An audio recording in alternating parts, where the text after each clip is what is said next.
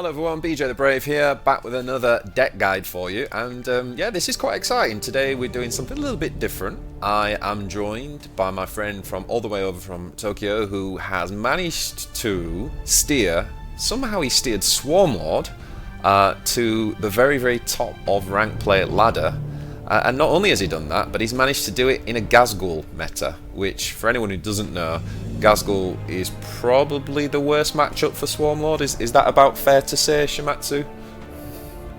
Yep, pretty much the worst one. Yeah. Pretty much the worst one, and yet you still climb to rank 1.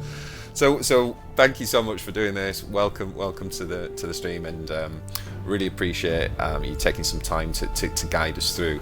I mean, just a little bit of backdrop. I have played probably less than 15 games on ladder with Tyranids. It's not a faction that I have yet really dived deeply into. And by comparison, how many games have you played, Shumatsu? Alright, let me check. I think at this at this point I have 2,000 and almost 400 wins on Swarmlord. So that's that's about 50 games every day when I have the time. Wow. Yeah. So I mean, you and I understand this because I've played a lot of CCGs, a lot of card games, and when you play that amount of games with the deck, you almost digest it on a level where everything becomes intuitive.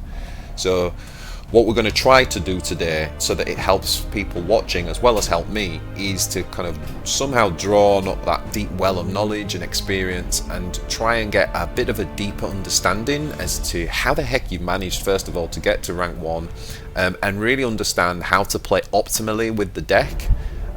So yeah, let's dive in if that's okay, Shumatsu. So yeah, sure. You sent me this list before we dived on the call, and I know that you constantly fine-tune your decks as you play, and you may even have an update. So first of all, talk to me a little bit about that. Like, as you've been playing this big Synapse deck, how often do you make changes? How do you go about making them? Is it kind of like, oh, I just want to try this, or do you kind of have a good rationale for changes? And what's led you to this sort of version? Well, first of all, I have a couple of cards that is a core of my deck, so I am not really changing that. But outside of that, I think it's about 4 or 5 cards. I am almost constantly changing. Right. Yeah, sometimes I just want to try something new, but most of the time when I start to play and I see who is online today, I try to tune my deck to that matchup. Okay, so that really is top of the ladder thinking, isn't it? Knowing the opponents, kind of being used to their decks and trying to fine tune your deck to those. What are the 4 to 5? Just for listeners, what are the 4 to 5 flex cards then? I think Leviathan Tendrils is one. Is that correct? Yep. Yes. Yeah. What are the other ones? Also interestingly, it's enhanced organism will be another, because having ability to heal yourself is good, but sometimes you want to contest the board, you want to kill your opponent, and well, usually I put a couple of other creatures in there, for example a Hive Tyrant, or maybe sometimes I use Screamer Carnifex. Also, I was trying hyper adaptations once again. So the Screamer Killer, that's one. Yeah. Sometimes you run the standard Hive Tyrant, right? Not the winged one. That yep. One. Yeah. And what was the other one you were just saying? Sorry. Hyper adaptation. It's a 2 cost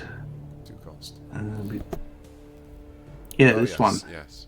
It is another way to gain stealth on your troops. Oh, I see. Yeah. So that alone makes it somewhat okay card, but yeah, but lately I actually came back to my enhanced organism build. Okay. It on a broodlord you can stabilize yourself Yeah. versus orcs with their double attack, and there are also versus Wailing Doom. Yeah, you've implied it just there, and anyone who knows the faction will understand, but it's probably worth pointing out that one of the main win conditions of this deck is to kind of be able to get something to stick on the board, and then playing this card, which is the Ravenous Hunter. So this is a legendary card, and again, for anyone who's just new to the faction, this gives Bloodthirst, which means that the units can attack twice, and they get +1 melee attack. And I think a couple of interesting things of note, particularly for a new player, is that you can play this on a Synapse creature, and that will mean that the two neighbouring units also get Bloodthirst and +1 attack. And that also includes, which is something I think they might want to consider nerfing by the way, but it also includes the Swarmlord himself. So your Warlord can benefit from the double attack and +1 melee, and of course because the Swarmlord has 3 melee attack to start with, that becomes very powerful. I saw you actually posted an infographic on the Discord, didn't you, about all of the different high damage combos and ways you can finish the game. So that's the main win con, isn't it, in terms of what we're looking to do with the deck? Yes, and usually when I stick my most reliable winning pattern is actually when I manage to stealth one Synapse creature and maybe another normal creature, and I have Hunter in hand. Right. So the stealth is also a key card. Yes. And you said stealth a Synapse creature? Yes. Okay. Which obviously the Broodlord is Synapse and comes with stealth, so he's a real premium for that strategy.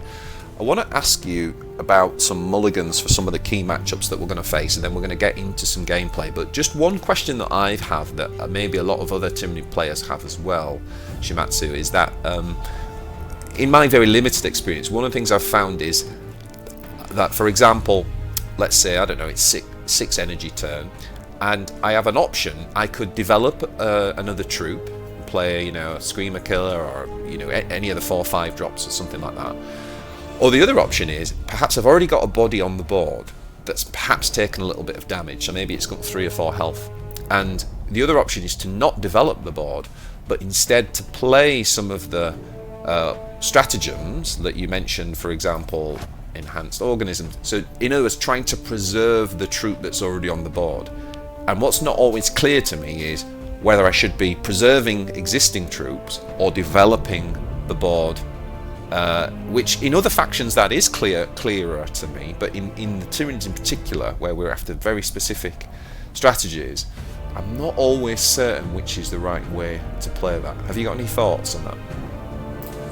Well, yes, this one actually, this one is somewhat, I say versus orcs, most of the time you want to keep your existing creatures and buff them, right, because orcs having lots of removal. Also, after turn 7, you just don't want to overdevelop. However, because of Will of Gork. Yes, exactly. But in other matchups, it is actually almost always better to put up a new creature, because it's just more cost efficient than buffing existing one. Right. So it depends on the matchup. Yeah, more. Yeah. Okay. Okay, so let's just talk a little bit about some of the mulliganing. with this particular version. So right now, and I've kept track of my games on ladder. I'm about ranked 20th on the ladder at the minute. All my games this season have been top 50, so that's just kind of context. I know it can be different for people in different parts of the ladder, but I am primarily playing against Ghazghul, Galen, and Abaddon, I'd say, in terms of frequency, and then there's a little bit of Necrons, and it's sort of split between the Scarabs and the Control. But I think the most frequent... Pretty much the same here, right? Yeah, okay. So talk to me a little bit about how you mulligan effectively against those matchups. Right, so let's start with the Abaddon, actually. It is probably the second easiest matchup, but it is very dangerous, because just like Tyranids, if you let Chaos buff at least one minion, it will be very difficult for you to remove it. So usually in opening hand you want to have a couple of creatures, but you also want one copy of Adrenal Surge for early removal. Also, Mycolic Spore is a good opening. But usually I just mulligan everything for creatures. So Adrenal Surge for removal. Yes. That's interesting. Spore, and then everything else you just mulligan for creatures. Yep. And are there any specific creatures that you're looking for, or as in if you had, I don't know, like a Venom Thrower, would you throw that away because you're actually specifically looking for a Tyranid Guard or something like that? Or is it just any creatures?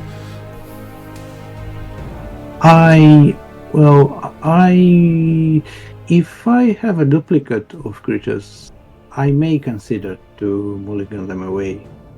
But most of the time, I just want everything. Yeah. Just all the creatures. We can't afford because to be I have picky. because even if I don't draw any buff, any spells, I can just use my talent. Sure. Which gives +1 melee, range, and Yeah. health, doesn't it? Yep. Yeah.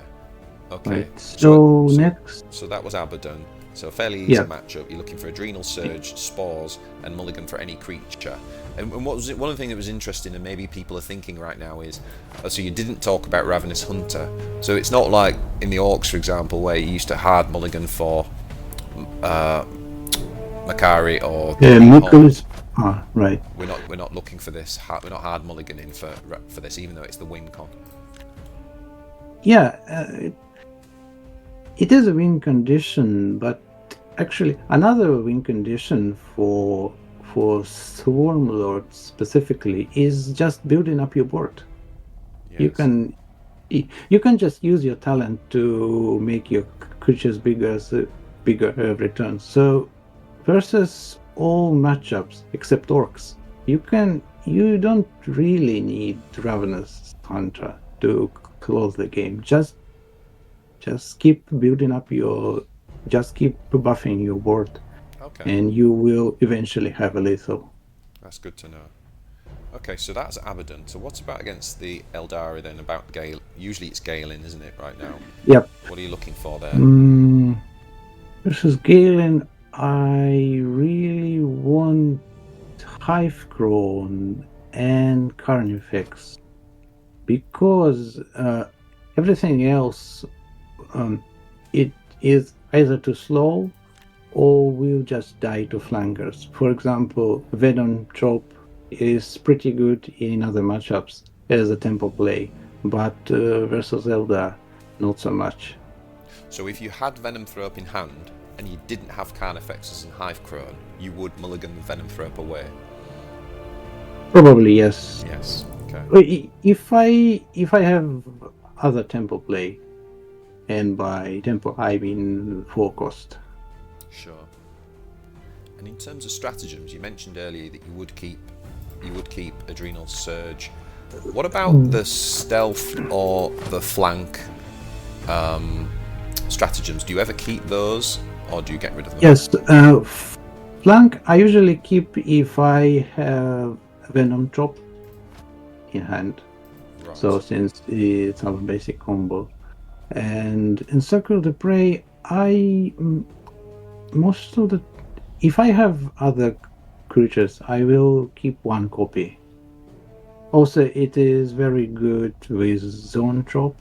If you're going second, you can use the Digestion Pool and drop it on 4 energy and instantly hide him, and he will ping enemy. So that's one of the best openings. So on turn 4, you use the Digestion Pool, play Yeah. Zonotrope, because he'd only cost 3, and then you can still drop the Circle the Prey there. Yeah, that's a very good turn 4, isn't it? Yeah. Okay. Yeah. Okay. And what about Yeah, against... but versus yes. So to summarize, versus Zelda, I just need a big HP creatures like Carnifex, Zone Drop, or Kron. Kron is also very good because it can kill Elder Flyers, like 2 and 3 cost 1. Okay. Yeah. And if you had the Screamer Killer, that would be one that you might keep as well then against the Elder. Yep. Yeah. That'd also be very good versus Zelda. Okay, cool. And what about Ghazghkull? Right. Ghazghkull is actually, yeah, usually I just hard mulligan for Mucolate or Leap.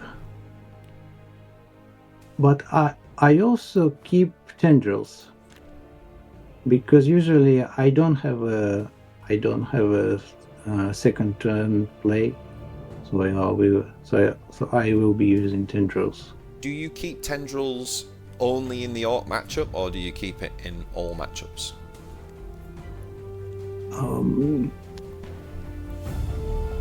I usually keep it if I have a couple of creatures and other stuff Right. in other matchups. But in orcs, I just need to go through my deck very quickly to find Ravenous Hunter, because that is unfortunately Got you. the only way to win versus Ghazghkull. You just have to kill him. His cards overall are just way better, and he will have all the answers eventually. So you just have to rush it. Yeah. And just quickly, just give the Necrons a quick shout out. Is there anything that you do specifically different against them in the? I will obviously if I see what's the second warlord name? Orikan? Right, yeah. If I see him, I obviously hard mulligan for Hunger. Right. Hunger and Bowden Leap and also Mucolits. So I have a way to deal with Scarabs, obviously. But versus Stormlord, I don't really need to mulligan forever. I don't really need a special strategy in mulligan. Just having a couple of creatures, because he tends to be slow. So, and if the game goes slow, it's very much you have quite a lot of advantage. In terms of the Rapacious Hunger that you mentioned there against the Scarabs, do you ever keep that against Ghazghkull as well, against the Orcs? Yes, I also keep it, but I usually try to save it when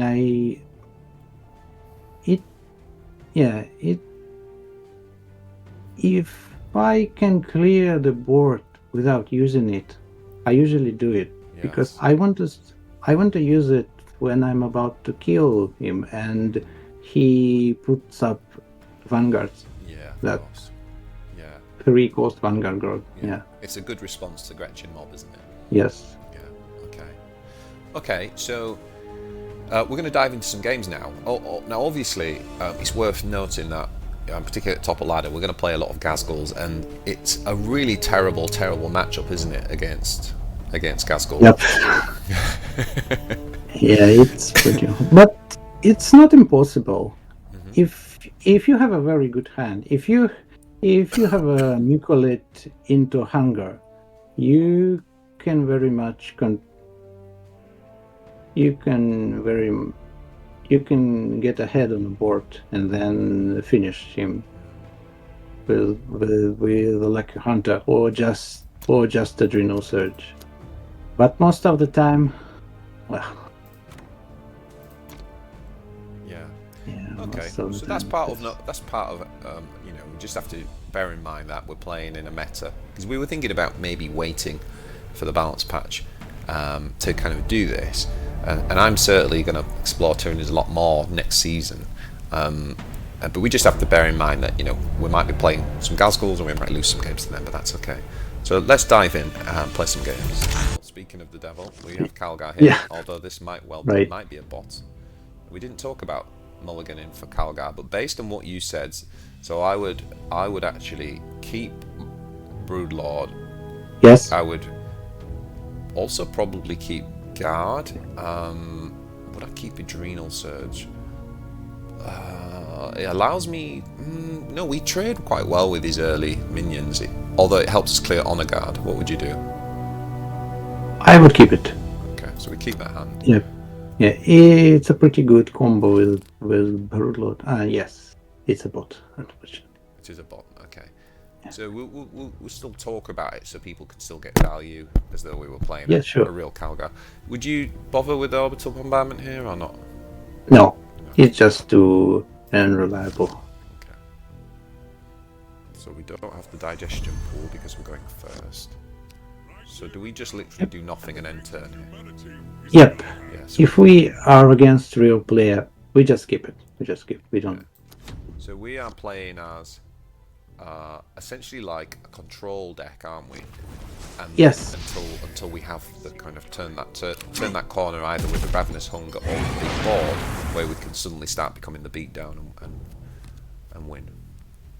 Yes, because we, as Tyranids, we have so much damage. You literally don't care about damaging a permanent warlord early on, and just use HP for clear.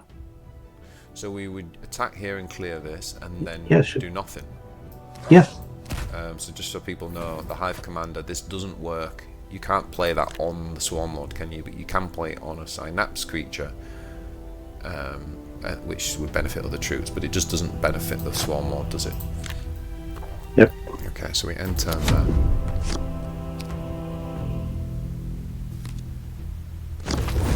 Quite funny that you were saying about playing Calgar, and then we just got Calgar.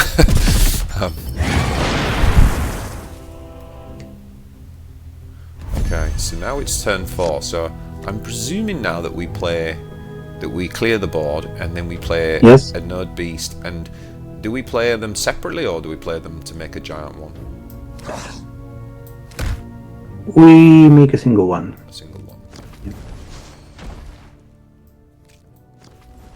And what's the rationale for it being a single one rather than two separate ones? Well, at this point, if we separate him, it will probably just die to flankers. So this way we want to at least damage them back as much as possible. Also, usually I play them separately only when I also have the buff. For example, on turn 5, I could play them separately and use stealth on them. That makes sense. Yes. So here's one of those turns I was talking about in the introduction, where we've got an option to develop the board, or we've got an option to kind of try and, you know, build this guy up. But I'm thinking that here I would simply attack with him to clear that, and then just drop the guard. Is that right? Yep, that is correct. And is there anything about positioning here, Shumatsu, about where you play the guard?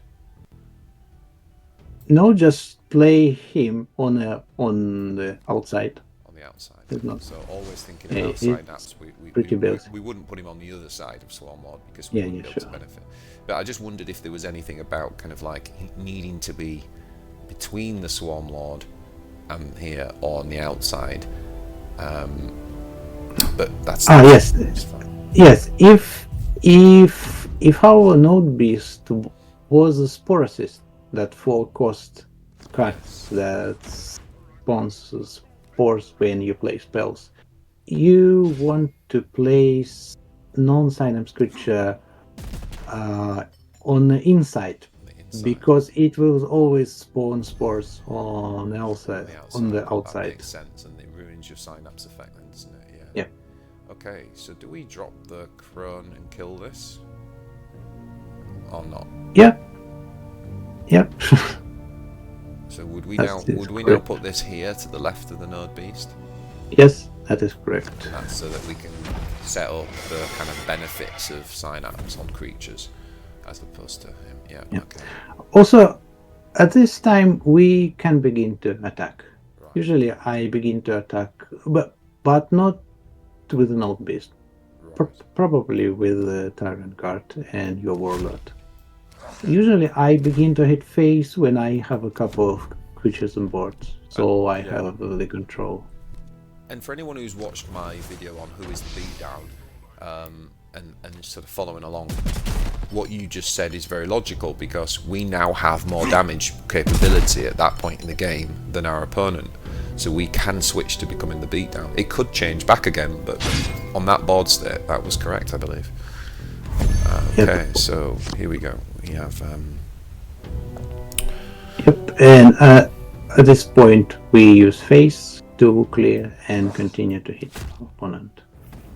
Also, I think at this point we switch to buffing our board, because Broodlord, he's actually he is best played at 8 energy, so you instantly use some buffs and get value from him. So we start with the Hive Commander on the node beast.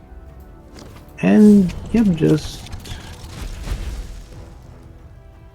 I think we can go for Adrenal Surge here. It's a pretty good damage. Normally I save my buffs for the final push, but sometimes you can just go early and then just rely on drawing some direct damage in form of another Hive Chrome. Do we play another one? Yeah, sure, go ahead and attack just with everything. Do we stealth or not? We do. Yep. Oh, we had him anyway. Yeah, we had him. Well, obviously, in a normal game, at this point, our node beast would be unfortunately dead. It would definitely not survive. No. Turn 3, yeah. Also, about attacking with... I never mind. It is a player, I think? Yes, it is. So, we're playing Ghaz. So, you said that you would keep Ravenous Hunter in an alt match. Yes, pretty much keep. Yep. Yes. I think that's not a bad hand, then, is keep, it? Yep. Just keep everything. Keep everything. And this time we have the digestion pool. Oh my god, we're playing Alski. This is going to be funny. So Alski, is actually one of my best friends, and I got him into the game about a month ago, and it's the first time we've actually played each other on ladder. He's climbing quite steadily, so he's playing a kind of Grook control version, but he does also have like a battle wagon. Oh, this is really funny. I see. So this is actually one of the matchups we actually do want to hit his face, because versus orcs you usually want to just rush it. Okay. So we're not ever playing this guy on 2, are we? Yes. Well, if we go in second, we sometimes can use the digestion pool and play him as a double stack. Versus chaos, if you don't have other way to remove earlier creatures, because for example, if if Abaddon managed to stick something on board like Noise Marine or Rubicon, you will not be able to remove that unless you grab a Venom Chop and flank.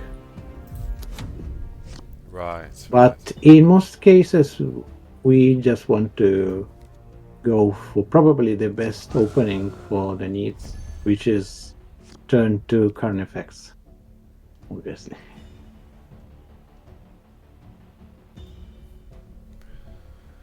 Hey, he's just actually text messaged me. Alright. Okay, so sorry. So turn 3. What are we doing here? We are using Carnifex with Digestion Pool. And attacking phase. Yes. Yeah. Yes. Okay, so Digestion Pool, for those that don't know, next troop costs 2 less. This is a level 20 forged card. It's really critical to this deck. So I know it's frustrating, but I think you need to be trying to get that as early as possible. And do we always go with the armor pretty much? Yes. Yes, we always go with armor. Yeah, Mr. Carnifex. The only times you will not be picking armor is when you have a flank, so you want to kill something that have 6 HP, or if it's late game and you have a stealth in hand or something like that. You want the damage. And you just want to set up for final push. Yeah. Lethal. Yeah. Okay. And just thinking ahead a little bit about next turn, would you go with the Prime over the single node beast? We go with the Prime. Yes. Right. That is no problem. We don't have to attack anyways. So we drop the Prime here. Yep. And just pass. So we don't attack.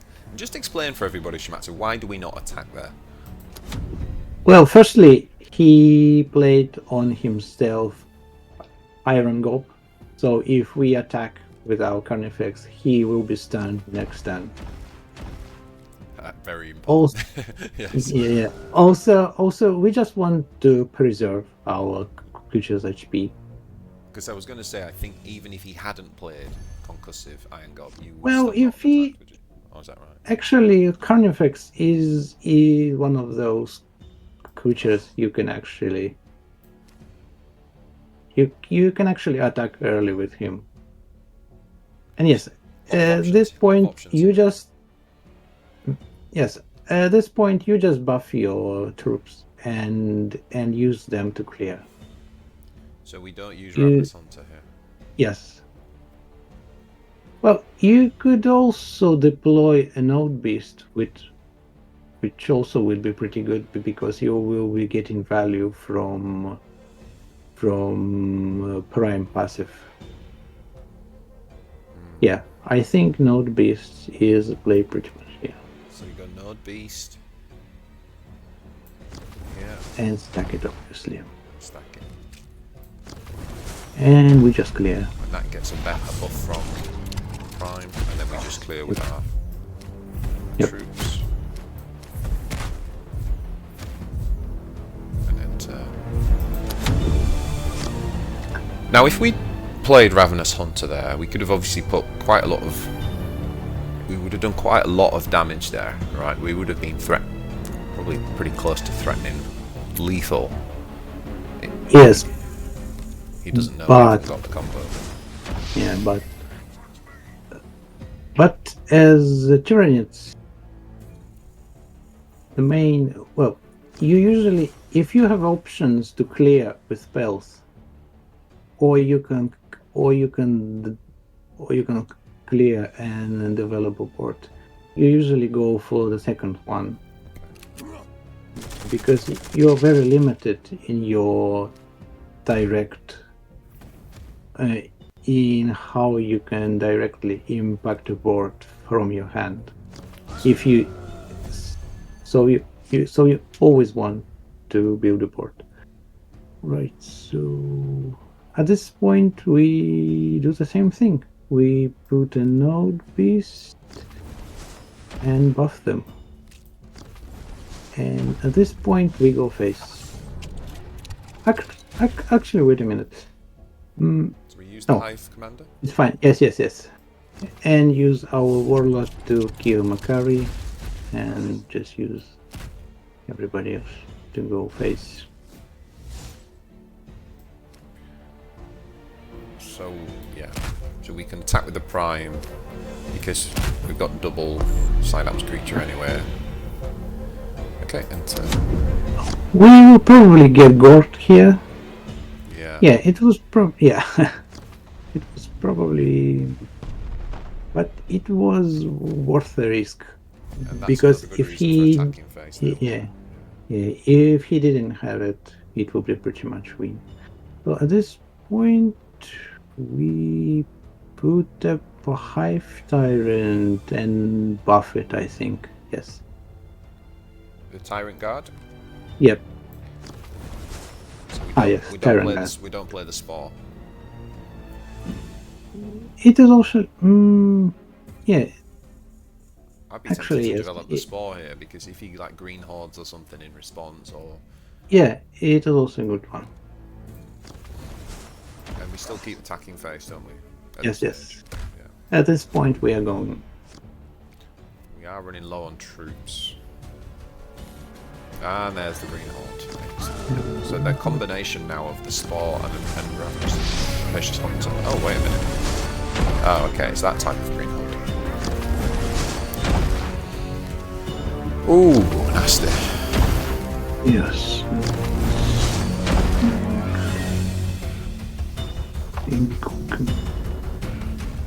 Okay, we can't lose to this guy. I will never live it down.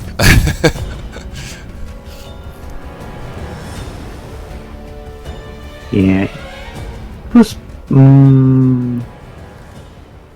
It was probably a little bit of a mistake to play the second Node Beast, actually, if we think about it. Yeah, we played a bit too But- heavily into the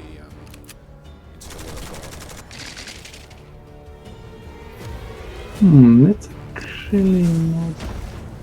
That's pretty bad. Oh boy. Well. At this point, I think we just make a ranged attack with one of the Stone Boys and eat them all. Yep.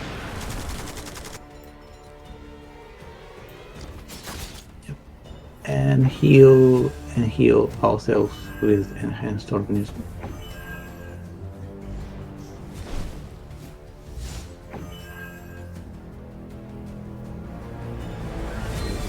You would heal as well? Yep. Because at this point we don't have any synapse creatures in hand, so we might as well just use that energy to give ourselves a bit of HP. Oh, this is bad. Right, this is pretty bad. Does he just go in? See, I'm kind of happy about this in a way.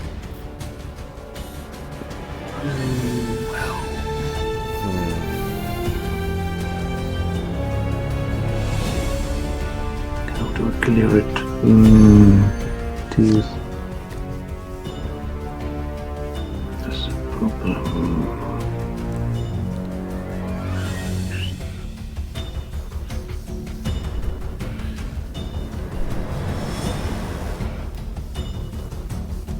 I think at this point we just drop a Cron. Kill the 3-1 and just oppose it. Yes. Is that right? Would you attack the Orc Boy with it? With the rally? No, it will just deal 1 damage, so it's not very good. As in a Slugger Boy, would you kill us? What would you target with it? Yes, a Slugger Boy Kill the would Slugger be good. Boy. Question is, what do we do now? Guess we just pump this guy up. Yeah. Unfortunately, this game suddenly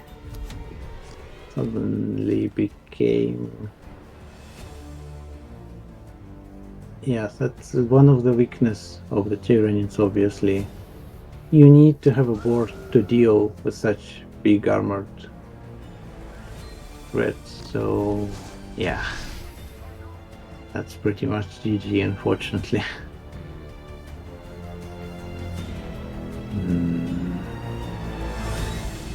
Man, I miss Grook. I really love this style of play.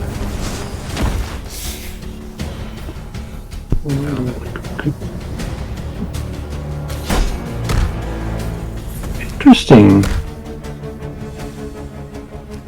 Interesting. We can drop the carnival. Depends what we get here. Like, is it overtime next time? Yeah, it is. Oh, We got this guy, but we didn't get good. there. I think we just use. Actually, wait a minute. It is 3. Right. I think we have to use a Dreidel Surge on ourselves, and so it will be 3.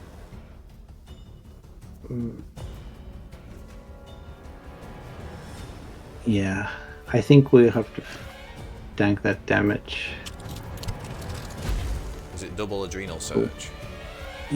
Now we will be doing 3 damage. We need 1 more damage, and yes, it's double, unfortunately. Yeah, and we obviously hunger. That was unfortunately. So now we are. Now, if he has double attack, the danger zone is obviously 10 HP. Rock invasion. There's a lot of things in there. Yeah, that's a lot of. That was pretty unfortunate. But that's all. Yeah. We really. But we are very. But we're actually very lucky that he didn't put. Oh, never mind. It's so odd. Yeah, right. Pretty much GG. Okay, let's move on. Yeah. Let him have his win. Well played, Alski. Oh. Good job. Yep. Yep. And at this point, we just go for little. That's GG. Just Provenance, yeah, GG.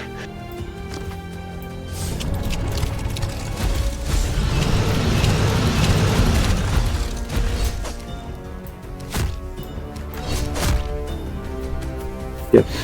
Interestingly enough, in previous season, I actually had a reasonable success with decks not using Ravenous Hunter and Broodlord, just focusing on the board building, right? And here we just mulligan away hunger. Keep those two. Yeah. Because yep, it's pretty much always normal conditions. Because while Hunter and Broodlord, they are obviously very powerful, they are also the late game cards. So if you swap them something for you can play as a tempo, your deck will be more reliable. And if you are not scared, and if you're not fighting orcs who can just wipe your board, you can, as I said before, you can just use your talent as your win condition. Yeah. Just keep your troops alive and make them bigger and bigger. Well, hopefully we'll get to see that. Here. So do we attack because he's obviously the control deck? Yes, we do. And just enter. Also, Necrons, they really versus Necrons danger zone is probably, I would say, 8 or 6 HP. We can go as low as 8 versus Necrons. Okay. Yep. We don't do anything. Okay, yeah. Yep. Just attack. It is a conquering tyrant and probably Plasmancer or some Hexmark combo. We've look at that. I've not seen that golden border before. Yeah, that's level 4 upgrade. Wow, that's lovely. So do we drop the Prime or the Venom Throat here? At this point, Prime would be a good option. Yep. Would you In attack with this or Necron, not? I'm thinking. we do. Oh, you would? Yes, I would. Just in case he does not attack. Yeah. We have HP to spare. He's got the flanker, hasn't he, that could come on and kill the Prime. Yes. The Destroyer. I forgot his name. Scorpion Destroyer. Obviously, he could revive it. He could revive it, but if we don't attack him, he just.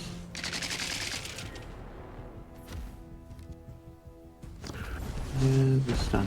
That's fine. That's fine. So, yes, Carnifex? and Carnifex, yes.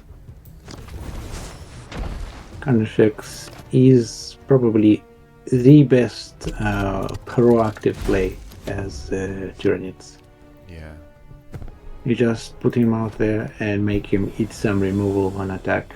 And it's so nice that it's a basic unit. Yeah. It's nice to have such a powerful unit. A lot of the factions don't have that, so it's quite good. For anyone new wanting to thinking about which faction to start, that's one plus to the Tyranids. So Okay. I think at this point, what do we do here? I think we go for Node Beast NHP and just attack with range. Yep. So a single Node Beast again. No, double. Yeah. Yes, 2 Node Beast and enhanced organism. Sorry, so am I playing these out as 2 separates or one big one? No, as one big one. One big one, sorry, okay. Yes, and we buff him. And the Hive Commander? No, actually, enhanced organism Enhanced at this point. And we attack with range. Yep.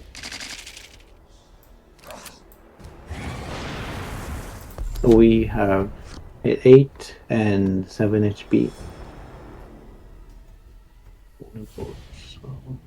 Next turn we'll be probably playing Zone Trope and our talent. Yep. That's unfortunate.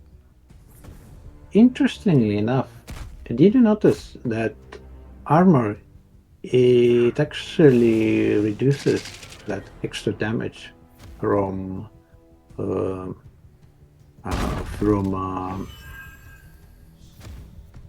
curse. Normally it would deal 3 extra damage, but it only took 2. Right. At this point, so now I'm thinking that we need to go... Zonotrope because we need to kill Yep. the Remnant, don't we? Yep. Yes.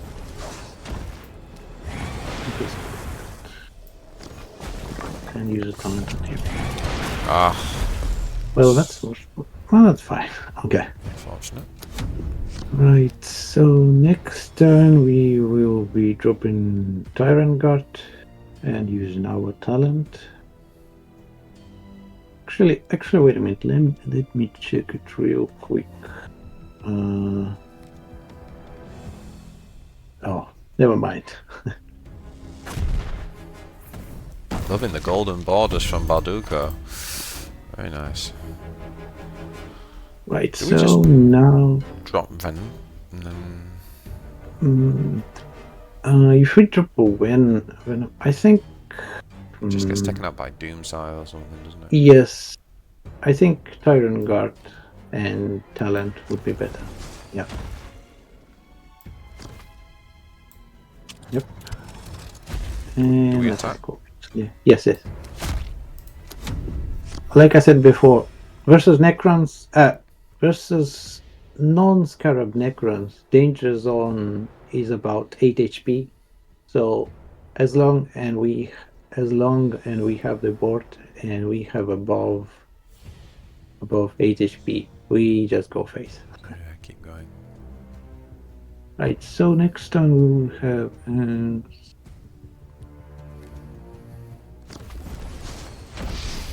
it will actually It will actually be Wow, the damage. that took a lot. That took out a lot. Actually, wait a minute. I think. No, we don't have it. He's used a lot of resources on that one. Yeah, we could have actually brought him to 1 HP with our Adrenal Surge and Ravenous Hunter combo. Right, so at this point we obviously use Tendrils first. See what we got. Oh, perfect. It's a Crone. Just use a Crone to kill that. Now then, do we no, we do kill it, don't we? Yes, yes, we do. I'll tell you what I'm worried about. I'm worried about Tomb World. Right. Sorry. Yeah, right. At this... Yeah, thing is, yes. Thing is, at this point, it is sometimes actually beneficial to leave good remnants on a board, because if we kill remnants, that creature will go into Tomb War. Yeah. That creature will be summoned. That one can't though, can it? Because it's a vehicle.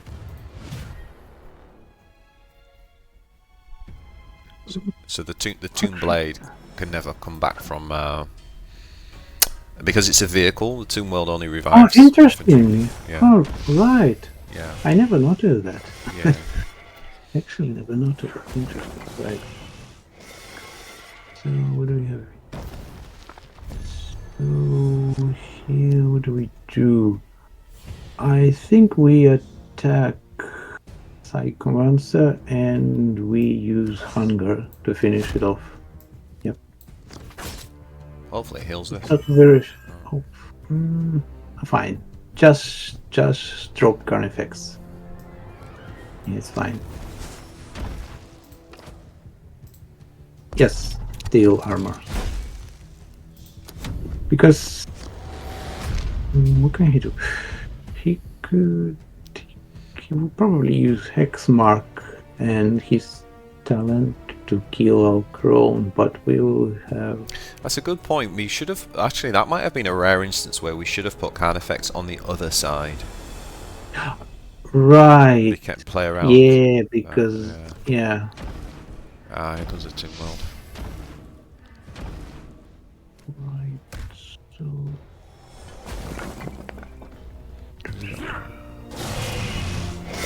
He's taking damage, right. No, I don't think we use... Double guard. He brings, if we can't clear this turn, we're in trouble because he can bring out the... Oh, we've got the flank. Excellent. We can clear it, but good. Right, so... We're flanking that for sure. Be careful. Yes, use ranged attack. Now here's a question. Do we... to heal this guy, don't we? Yes. I think we use double attack on our Carnifex. Oh really? To clear, yes. And we use our Warlord to kill Lich. Yep. We also buff his HP. Or just use talent, yes. Actually, wait a minute. Yes, we use enhanced organism on him, right? Okay. Right. So Carnifex is just killing both of the units. Yes. Yep, and we kill Lich. Get rid of the Lich Guard.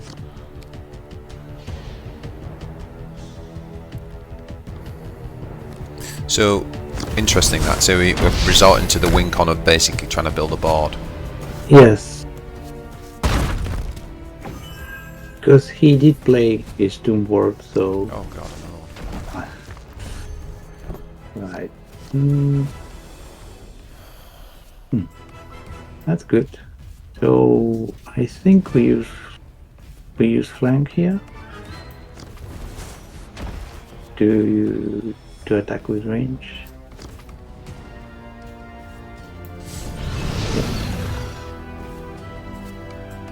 Do we buff this as well? Yes, yes, obviously. The question is, do we go for it? Do we? I think we do. Adrenal Surge? Yes, and just clear. Yes. Just go face, right? Just kill Lich and go face without Warlord. So a melee attack? Yes, yes. Lich guard. Go face. Isn't that just going to get raised back up? Actually, right. Yeah, actually, yeah, let's clear it. Yes, Kill it? let's clear. Yeah. Yes. And do we need to stealth this, or is this still stealth? No. Yes, it's already stealth, right? Oh, I get confused between stealth and camouflage. Yeah. You can attack and it's still stealthed, can't you? Oh, right. Yeah, whereas camouflage if you attack. So, right, so at this point, he will probably, yes, he will have a small... I feel like we we've are fallen having into... no luck today. We're trying to out-control the control player. It's not working for us. Well, it's not that bad, because both leeches are gone now. So now we put them as a single stack because they will take AoE. So we obviously just want to make one big, right? And stealth it. Buff it and stealth it, right? What are we doing with the Swarmlord this turn?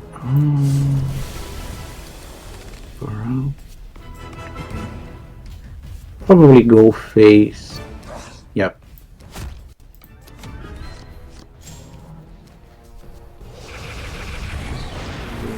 Right, we are in danger zone. We are in danger zone, but if we draw an adrenal surge, we... Oh man. We are having no luck today. Right, that's...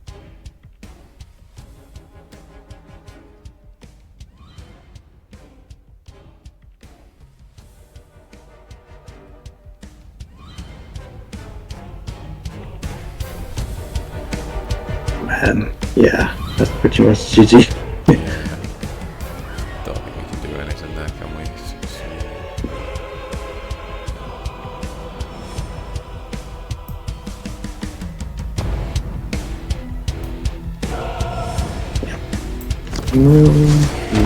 Actually, yeah, he just did next turn anyways.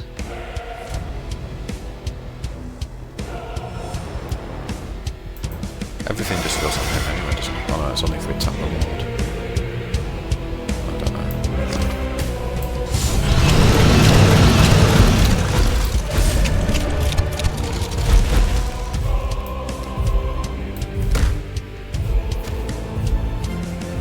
Oh man, we might want to just remake this video since our footage was quite poor. Oh no, we're not having any joy. Yeah. Should we try another one? Yeah, sure. Yeah. Well, he played that well though. Oh, we got Necrons again. Right. So this, yep, we want troops, so we will mulligan away everything but the hunter. Yeah, probably we just try another another time. Yeah, that wasn't a very good example. So we play the Spore. Yep. Yeah, because we have the second spore. Normally, I would save the spore for the second turn, so we will mess up his timing a bit. Yeah. So he will have to use his talent on second. Yeah. So I think you know, in the last match, I don't know. I'll have to go back and watch, but potentially one of the mistakes was using the Ravenous Hunter to clear, because it was a nice control turn, but we got sucked into play trying to out control the Necrons, and we did actually have him quite close to lethal in the end, and I'm wondering whether we could have taken it for a turn Yes. and used a different route. I can't remember what we had in hand. I don't know if we had stealth or, but yeah, I just wonder whether it was correct. We did not have stealth. Yeah, obviously. If we, yeah, probably not. Oh man, I'm sorry. I'm not really doing my coach job. No, that's how it goes sometimes. Yeah, I'm sorry. It's pretty late for me, so I am a bit tired. Yeah. I had a bit of a intense day, and yeah. That's okay. Right. So next turn we drop Carnifex.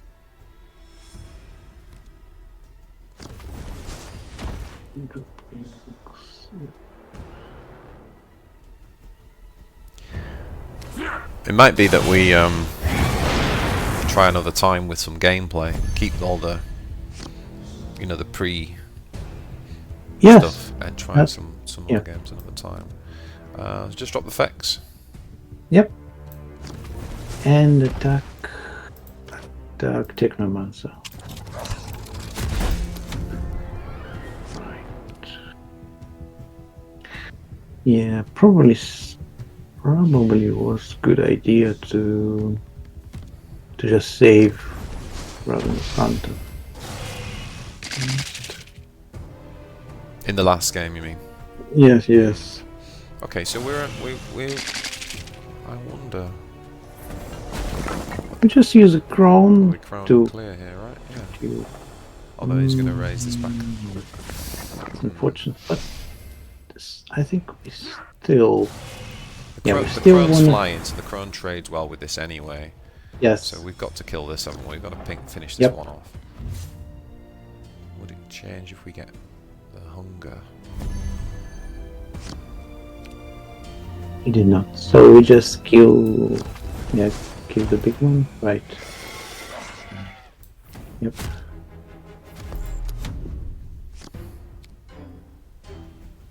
Right. So next turn. I think next turn the play will be actually dropping a guard. Yeah. The Brutal Lord, because it will be 7 energy anyway, so it's not very efficient. Oh. Well, that's fine. At least he can't bring them back. Oh. Bounding leap, definitely. Yep. Yeah, definitely. And do we play? Wait. We play do we still a guard. drop the guard? Yep.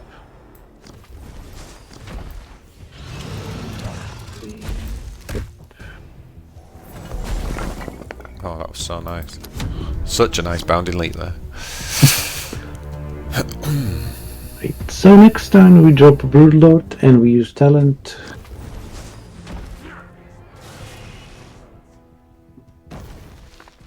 And we should have it right next time. So we basically drop the Brutal Lord. We just hit face with this guy.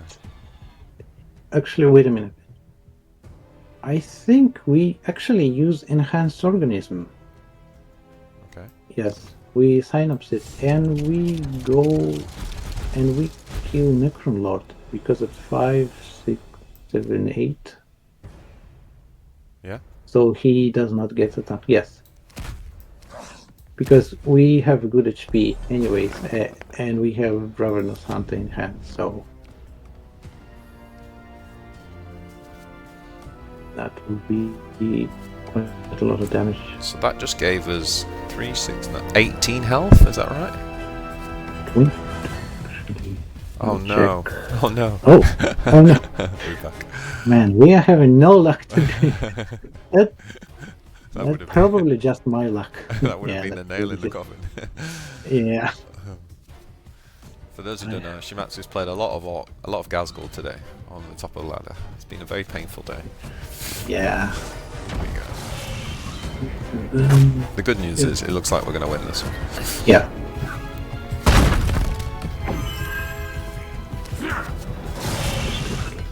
We Yeah. probably even have the luxury of playing tendrils to see what we draw. Because we've still got the 6 from the others anyway, right? So we can Yes. just see if there's anything better.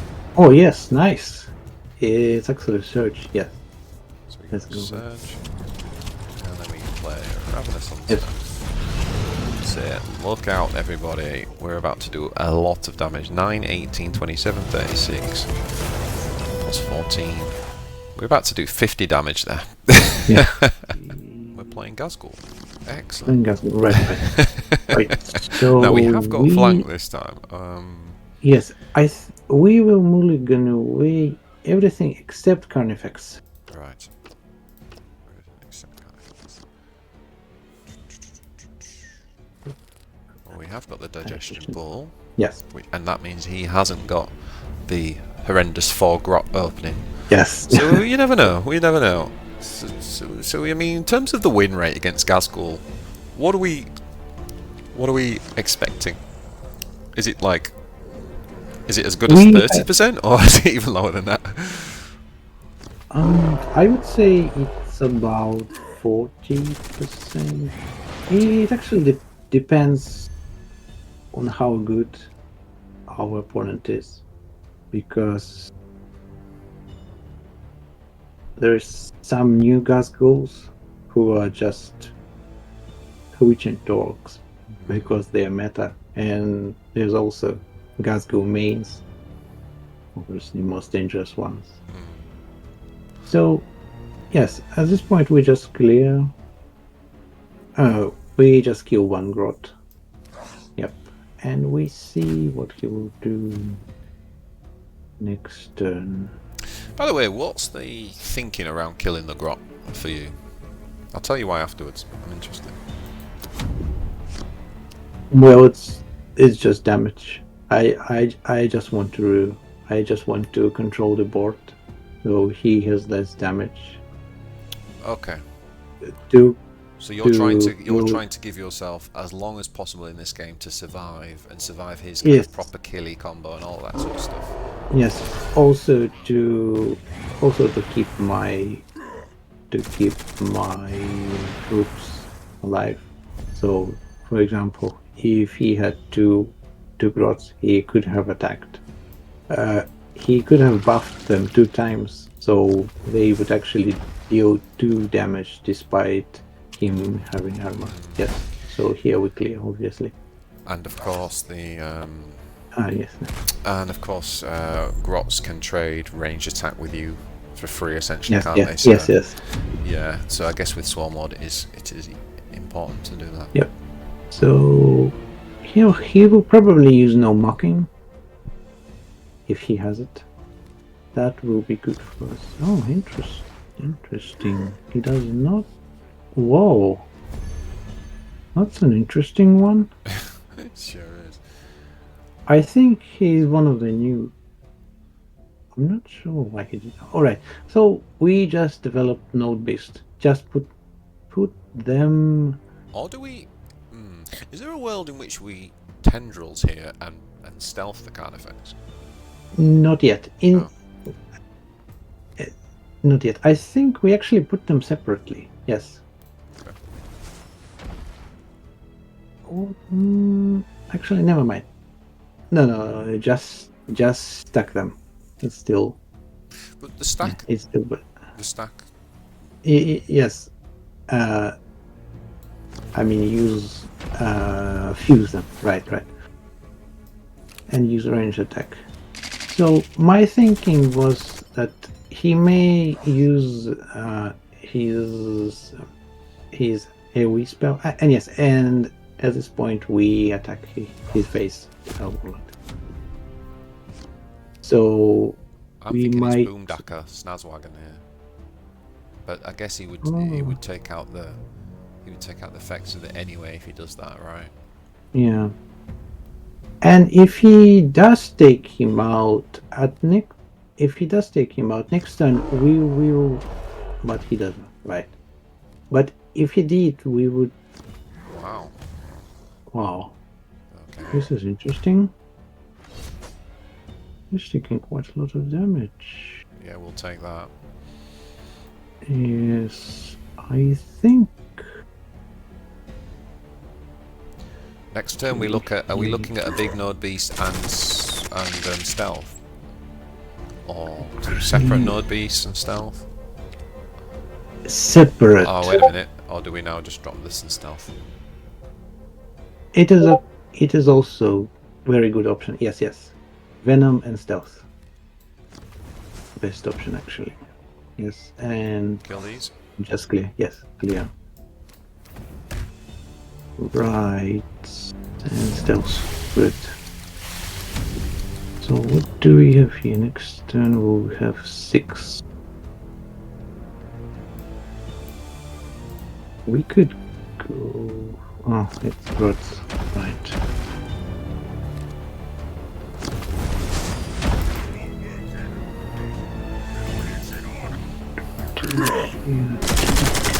I think, yeah, we actually want to use a crown.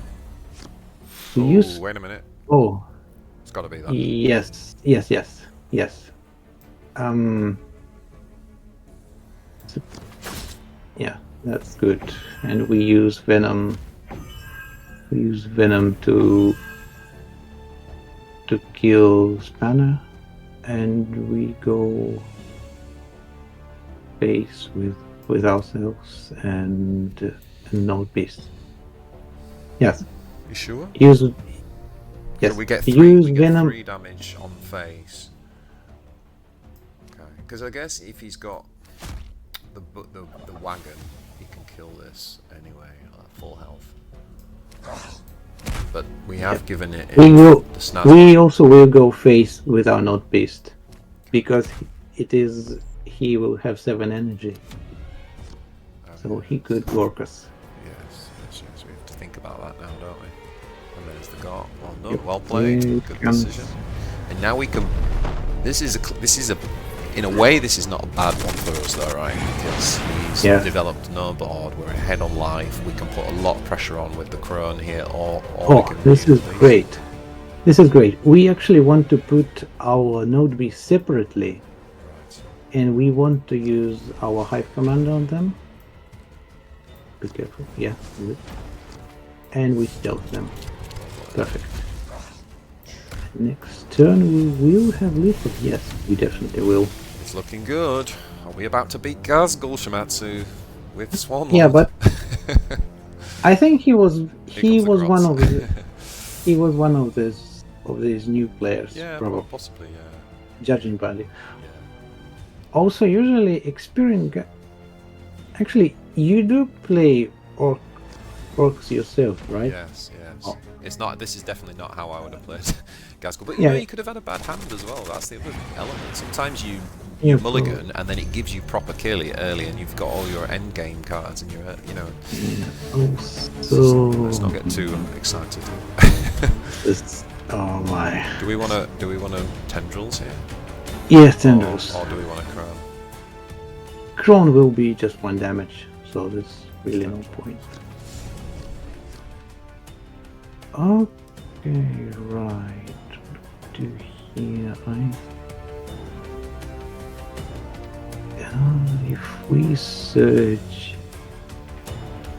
If we search here, we can kill him. Yeah, I think we've got to search. Yeah, just drop Mucolit. Yep. We have to sacrifice. Is it melee attack? It is melee attack. Yep, and go face. Doesn't feel good, but we got those by playing them separately, and we got good value, I think, out of those. Yes, exactly. Now this is very good late game because you will have energy to buff it. Definitely a good Oh, sign. yep, we got this. Unless he's We got got the, this. no, he's going to vanguard it. He's gonna vanguard, He's going to vanguard. but It's okay. We got it with the crown, though, I think. Yeah. Oh wait, flank as well. Oh no. yeah. Wait a minute. We can try to ping him with zone drop. So, let's see. What do we do? This is awkward. I think we use Crone. Use Crone on Killacan and hit him with our Warlord. I mean, we know Yep. he's used one proper killie already, but he hasn't Yes. used war bikes yet, so he would win with war bike Makari or something. You want to go Crone? But we have. Yes, So- Crone on can.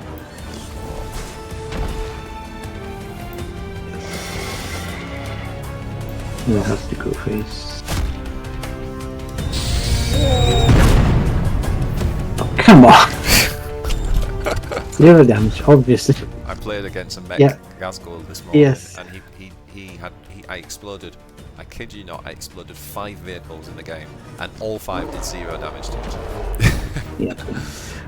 So my thinking was, if he actually took a damage from explosion, that would limit his ability to actually use a proper killing, because we have 3 melee, so he would just kill himself. Luckily, Crone has a huge HP pool, so we actually survive. Yeah. I got a lot closer than I was hoping it was going to be. Yeah, right.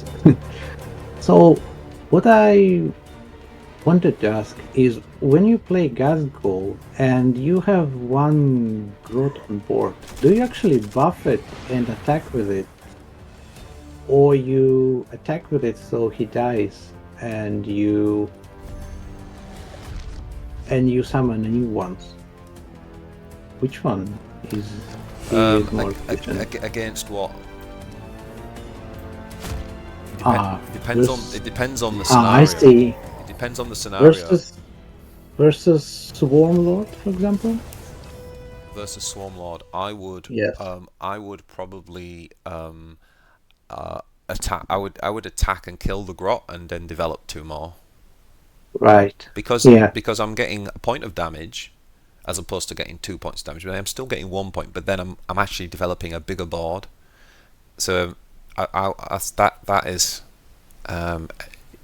yeah, definitely, yeah. Unless there's a very specific scenario where I needed that extra point of damage there and then. Yeah, I see. And he actually didn't do it, so that was No, way to actually tell. he wasn't. That wasn't the best orc performance, and a slightly different, slightly mech heavy version.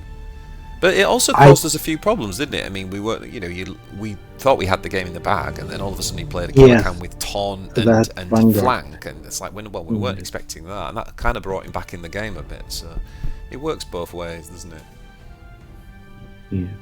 Interestingly enough, sometimes it is worth it to use Hunter a bit early versus Ghazgul, or rather Orc Warlord, if you can bring him to a very low HP, so he can't actually double attack you, because he will simply die. Because we have 3 melee. Oh yeah. Wait, is that a bot? This is interesting. No, we've got bots turned off, so it's tag areas. Interesting. Right, so we don't want Bowden Leap.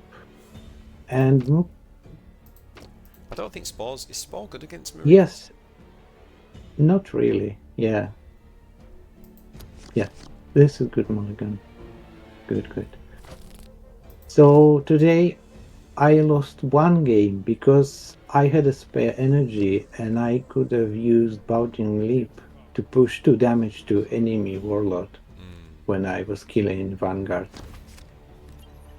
And I lost 2nd game because I went for stealth instead of HP buff on Broodlord. So I was a bit greedy setting up lethal. So it's really, as Tyranids, you really don't have a place. You really can't make mistakes. So I'm thinking Because against Marines, if we don't want to attack, do we?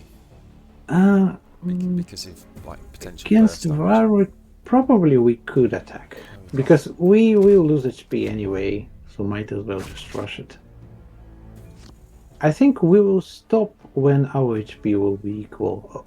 Also, we do have a pretty strong opening here. Yeah, in Carnifex on turn 2. So But if Carnifex we didn't went, have, yes.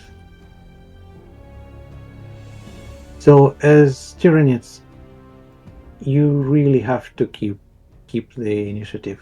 If you lose it, or just if you lose it, it will be very difficult to take it back.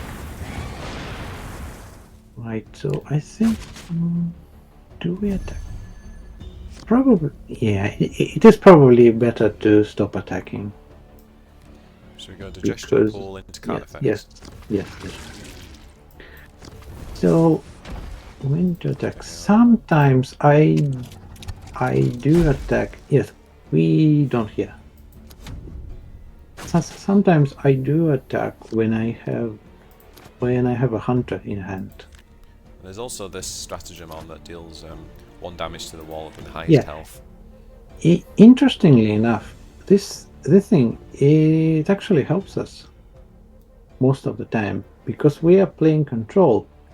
We can just focus on building fort and using our HP to clear enemy troops. That's what I was thinking. So, Yeah, I don't think attacking his face helps as much. right. So what do we do here? Actually, an interesting situation because I think here we might.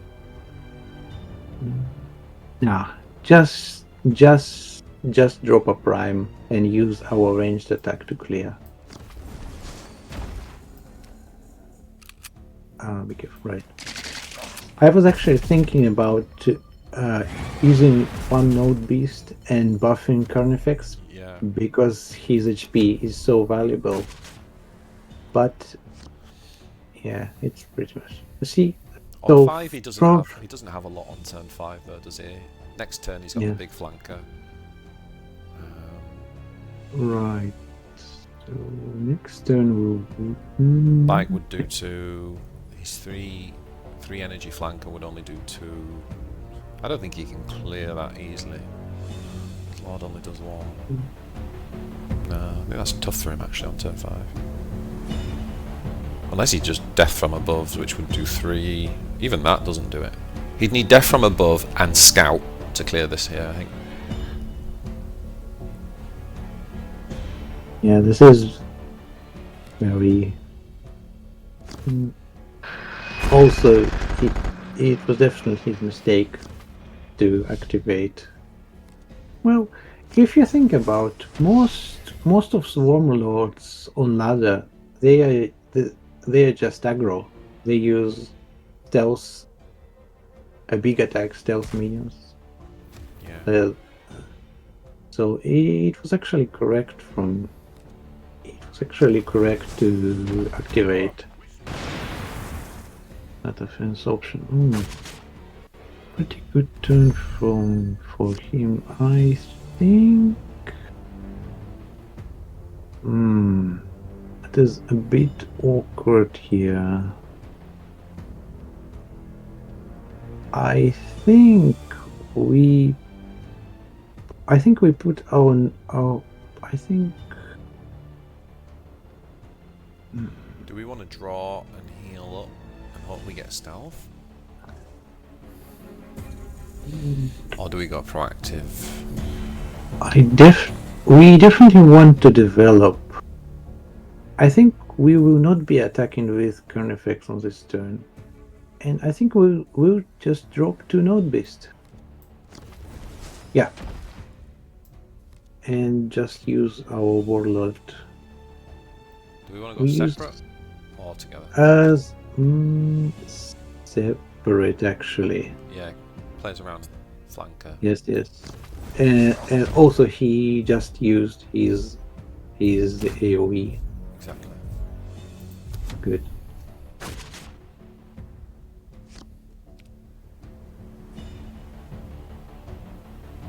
Andy used a flanker, didn't he? Yeah. He used the primers, the two energy flanker. He will still have the big one. Yeah, but I think what we've done is we've minimised against the big one, that's the 6-drop Yeah. flanker now, haven't we? Because we're kind of saying, okay, you can. What do you want? You can take one of them, but we're not going to give value away. Yeah, so we played that absolutely correct. Yeah. That's great.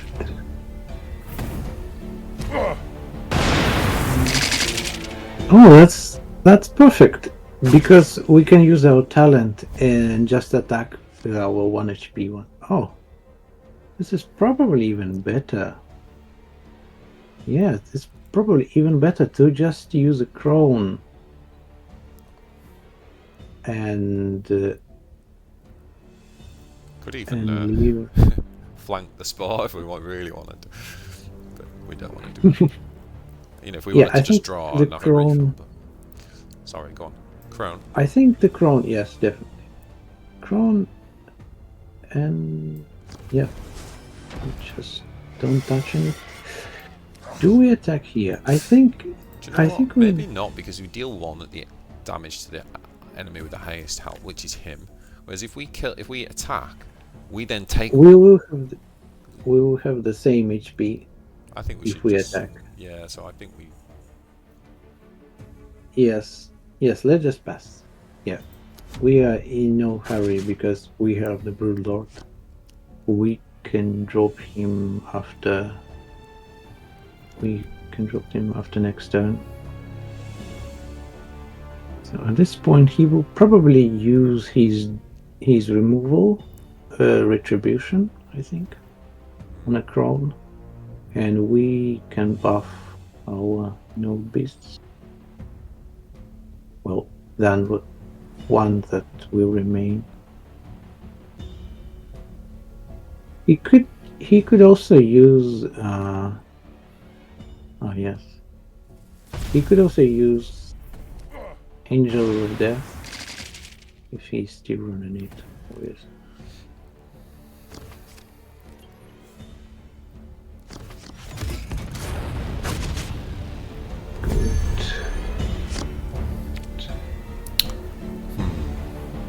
Right. Tendrils and Venom Throw? Oh no, yeah, probably. Well, we've got the flank combo though, haven't we? That's the only thing. And yes, he's going to have Dreadnought come in, so I think we need to save that. Yeah. Yes, exactly. So, maybe we just slam. Equal it and just. I think we just tendrils. Yes, tendrils first. And just Mikul it.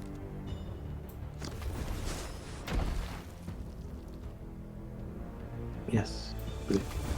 It would be probably better to put them on one side, because we can put Broodlord in between them. So with Adrenal Surge, that would be 8, and with our talent it will be 12 damage. Interesting. Another flanker. Okay, he's taking out the wrong one then. Oh, he's taking out that as well anyway. That's okay. What do we do here? Oh, this is perfect.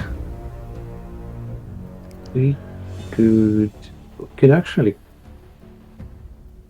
We could deal. Yes. This is perfect.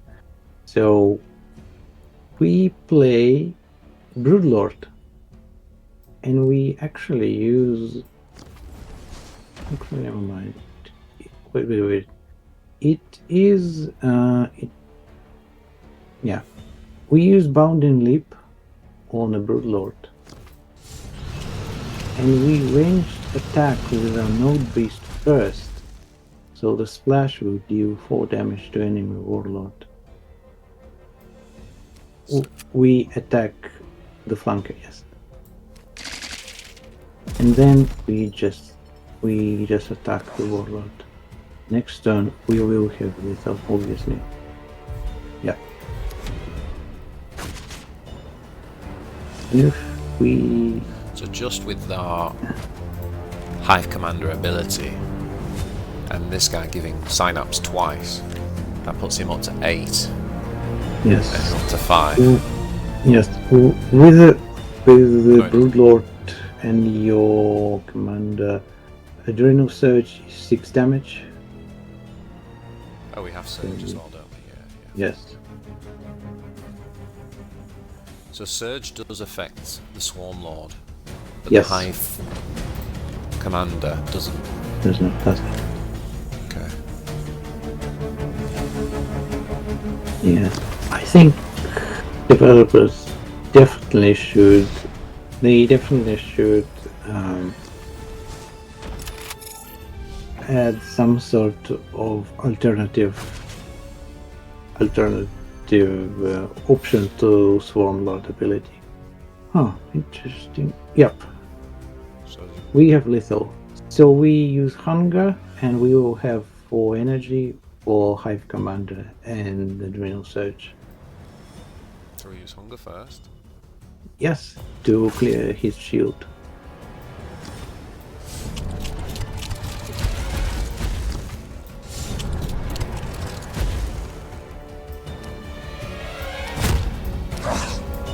Kaboom! Nice. Nice. Okay, so what are we playing next with? Oh, would you believe it? Obviously, It's Casca. none Yes. other than Mr. Ghaz. Okay, so Right. we have the Rapacious Hunger. Yes, we save it, and we mulligan. Everything else. Yes. Now the problem is, do we mulligan Venom? I thought we don't have. We do. Don't have Digestion Ball. We yeah? do. Yeah. We do. We want. We want. Oh, it's Mortar again. It's Mortar. We want mucilate. Oh, interesting. Wait. I think Night Attack is actually a very good option for us. Why? Because we don't have direct damage spells, and Orc have 1 direct damage spell. What's that? What's his 1 direct damage? A Squig Attack. 1 energy. Oh god, he's never playing that. Top of ladder. Okay. Can we do the impossible? Can we beat... Oh, look what's turned We up. can. I think we can. Yeah. Okay, so we drop this. Yes, that is pretty much perfect opening in... And we said we don't attack face, didn't we? I think we do. Oh, really? I think we do. We're changing our Yes. mind now. Hmm? We've changed our mind. No, like... I thought we were saying Versus before Ghaz... we want to preserve our life as much as possible. Well, versus Ghaz go... Do you remember when I asked you about why we'd attack the grot? Your theory was because the only benefit to attacking the grot is that it's saving us a point of damage.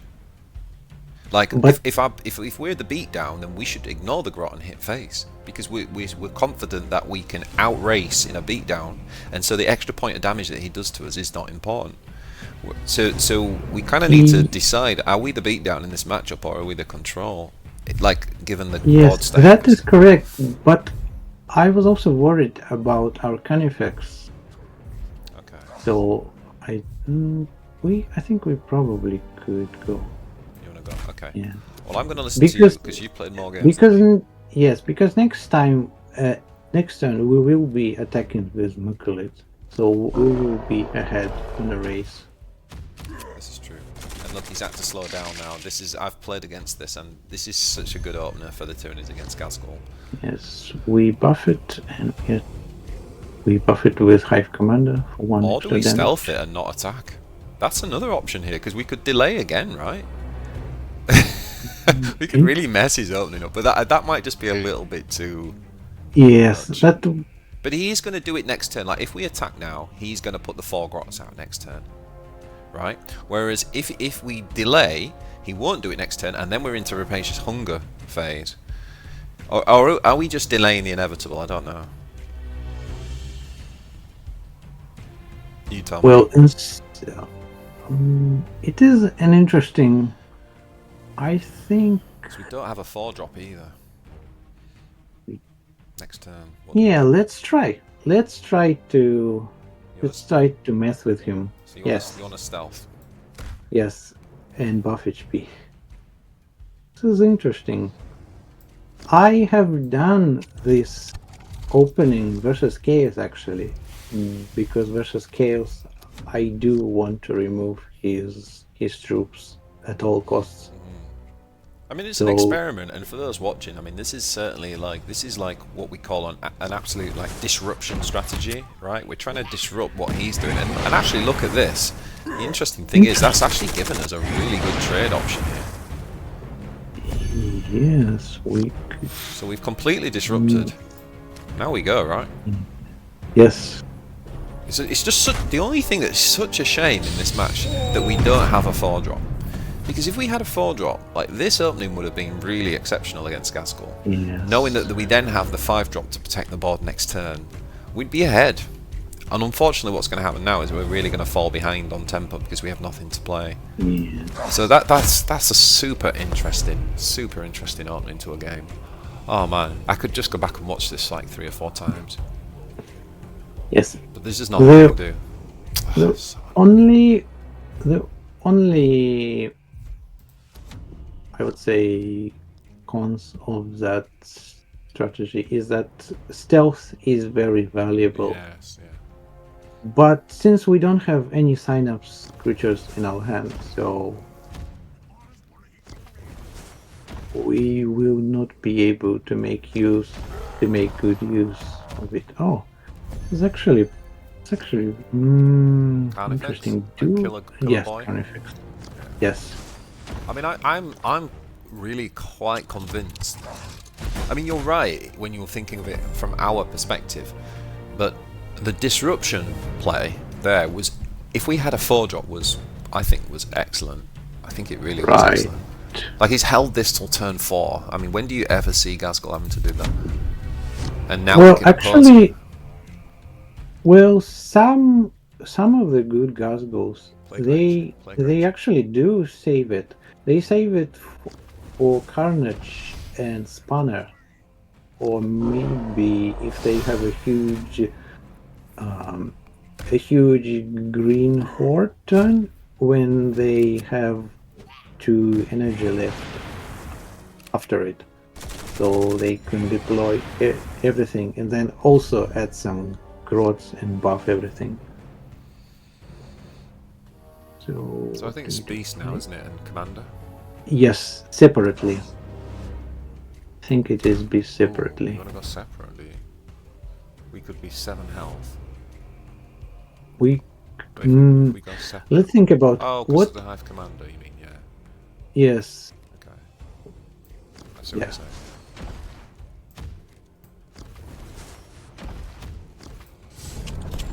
Also, that. Also, do you know Spec Marine? Obviously, my old rival. Yes. Yeah. So he does love that 1 cost attack.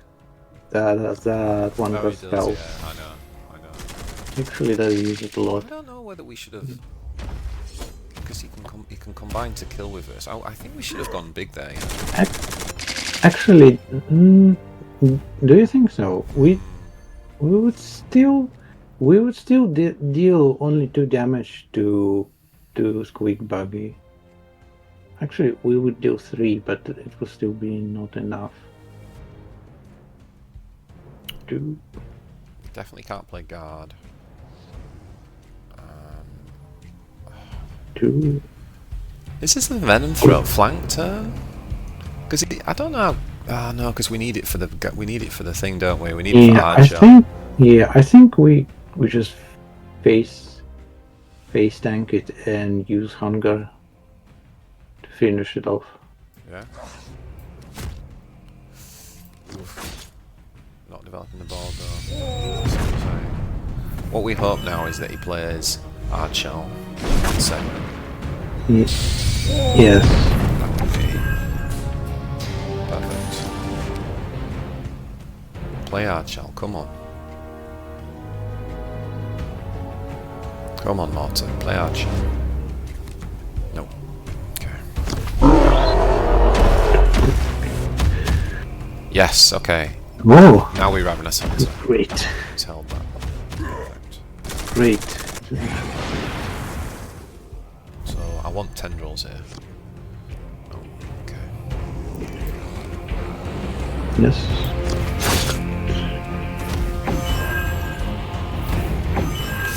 Ooh. Do we attack face now then with the thresher? Yes, definitely. Because 12 HP is the amount we could deal with Hunter and the Adrenal Surge.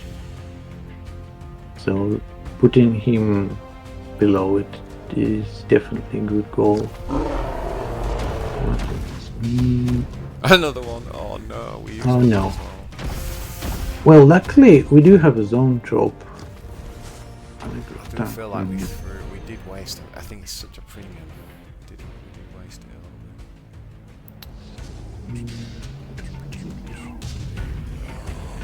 Yeah, it's gotta be zone trope flank, or it's Cronin flank. Kronos, but the thing is that we get more damage from zone trope, don't we? yes, zone trope, Hive Commander flank. Wait, do we want to flank first so we can definitely kill this? Otherwise, we could be wasting. Yeah, we do, right? We have to. But we can because Grots have Vanguard anyway, so we can hit it anyway. Oh, I'm sorry.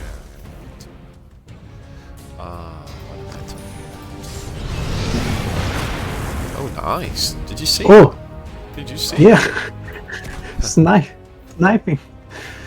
This is awesome, actually. This is turn up. No. Kill that. Ah. Well, at least he can't cheat. At least he can't cheat the trade. At least that will die. Yes. Good. Oh, come on.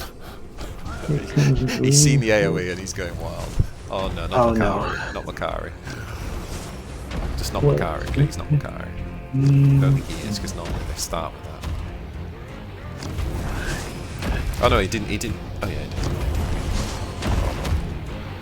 Okay, we need the comp. Okay, I don't know what we need. A miracle. Tendrils.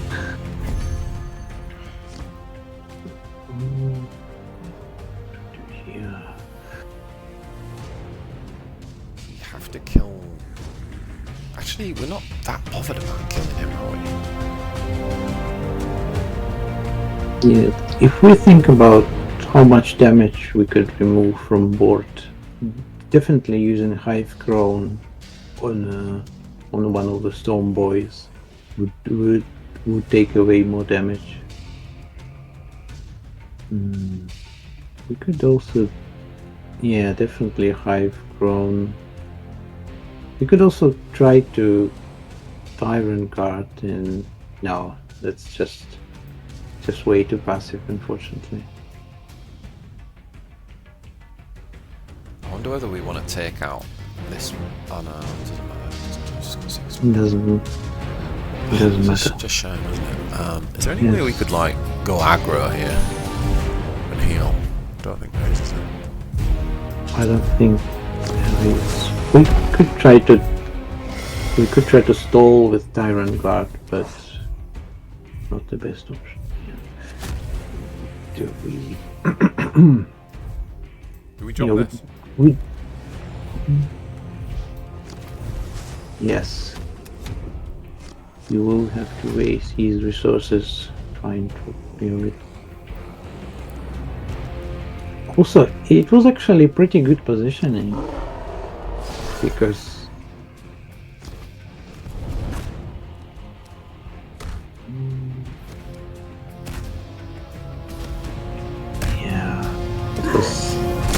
we kind of missed little on board, but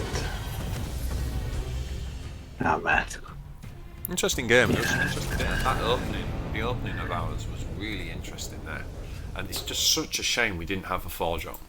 I really wish I could replay that exact game, but just with the forge. I think we'd have won the game. I think that was the difference maker. Oh, okay, we have an Abaddon. Nice. So we have definitely don't yes, just Mulligan rebound. Do we want double card effects? Yes, we do. Good, good. Okay, so what are we trying to do against? What are we thinking against Chaos? We are not attacking, and we just drop Carnifex on turn 2. We don't need to rush him. So versus Chaos,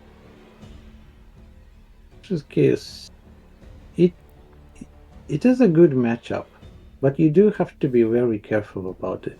If you let him take initiative to, if his troops survive for a couple of turns, it will be really difficult to remove them. But generally, we do have enough power to just crush him late game. Pass this turn then? So this time we don't do anything. Just if we didn't have Carnifexes, we would probably use Digestion Pool and Node Beast, so we would have some way to kill his early troops. But so now we're going to go into Carnifex. yes, and we will attack. Just in. You want to attack as well?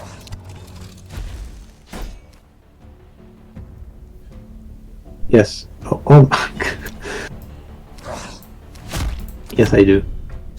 Okay. Let's attack. Because he could have buffed his HP and he would survive Carnifex retaliation.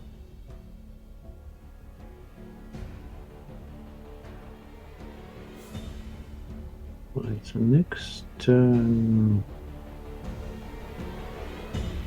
Thing about Chaos matchup, we actually don't want to drop Venom Drop as a tempo play because he trades very unfavorably versus a Possessed Marine and Possessed Champion. So we want to save him later when we will have a flank. So I think we will drop a Node Beast.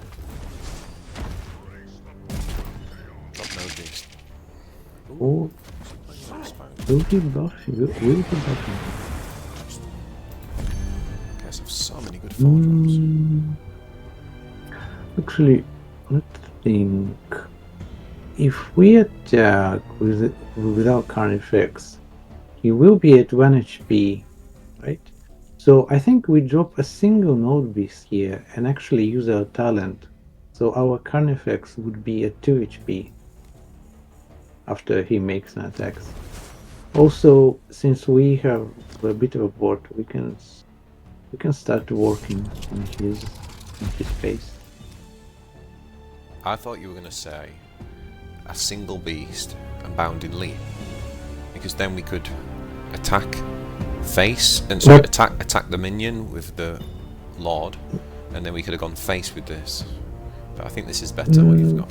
Yes, this is better because we're building our board. We're making our unit speed. Yeah, let's just leave it. In this matchup, Bounding Leap is more or less a finisher card. It is not very useful in general, but it could be used when you're pushing for little damage. Right, and here we just drop a Carnifex. Did he play? Oh, it was spawned. I thought he was playing individual. Yes. Drop effects. More armor, more armor, more armor. Next turn we will go Prime and Talent. We've had so few games where we've just got into the lightish game, haven't we? Some of the games have been finished by Yes, this deck, I would call it. I would call it mid to late range. So I would usually finish at 7 or 8 energy. So we want to go prime, and do we Yes, want to go buff. surge or that? Just buff. Surge would mean we could kill it. Surge would. Surge would kill it. Good point, but we may want to save Surge for later and just use HP for now. Yeah. Also buffing Carnifex HP. Yes. Just use it, please. Yes, good. So he will have 3 HP now. So I would use Adrenal Surge on my Warlord if I don't have anything on board. But otherwise, it is always better to use. Well, not always, but most of the time, it is better to use talent. So that double spawned them now. How much for maybe this is this a draw turn, is it? Or do we just... We could play Node Bees 2-4 and draw?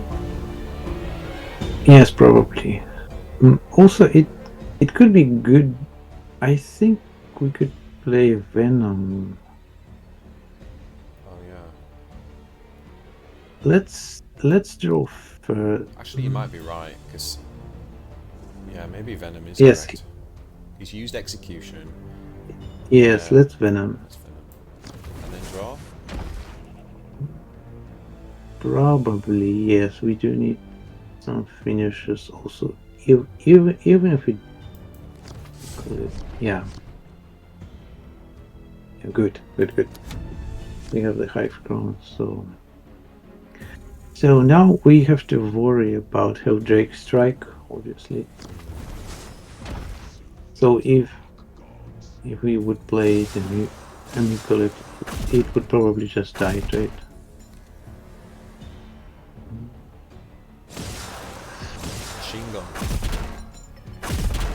Oh, we're actually very lucky here. This is perfect. We could just, yeah, we could just use a Crown on it. Well, you say we're lucky, but remember how much we were deliberating last turn about whether to play card draw or not? And that just kind of highlighted how important that was, to just have resources when you're a control player. Like, if we hadn't done that, we'd have been struggling a little bit. Yeah. Well, we would have basically had to flank the spawn. Yes, yeah. Which isn't ideal, but we did. Do we deploy it here? I think. The spawn. Yes, probably do. The life is very low, to be real careful. This Draconum combos. Yes, 12 HP. Yes, 12 HP is danger zone here. He could also play Legacy of Vengeance. Interesting. Yeah, if he doesn't buff them, if so we go Node Beast between them and then Bounding Lever. Oh, right. This is even better.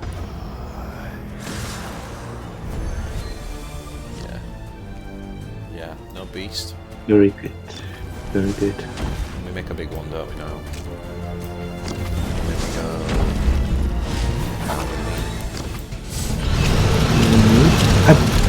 Yes, and then we... Do we draw? Buff it. Like that's enough to clear this board, isn't it? I think at this point, probably want to buff HP. Because it will bring our Node Beast out of Helldrake range. So it could be used for lethal setup next turn.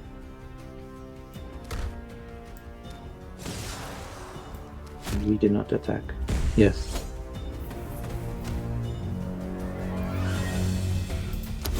a nice turn. Finally, some luck. So next turn we'll be dealing. That is incredibly risky. Yeah, if he'd have done. Yeah, you've convinced me there actually on the heel. I wasn't so sure about that, but I think you were correct. Because if he has a Hellstrike there, that is such a risky Hellstrike, isn't it? Whereas Yes. actually, he might have gone for it. I think the important thing is, like for example, the game we lost to Mortar, we showed some really out-of-the-box thinking on that. You know, that those first 4 turns were probably not Yeah, that the was usual actually... turns. So I think that's really cool. Like, as a gamer, if I was new to the game and I was like looking at this map, I would love that kind of content. So again, if you're watching this, you know, we're not saying that, you know, this deck's perfect. It has bad matchups. It definitely has bad matchups against Ghazghkull.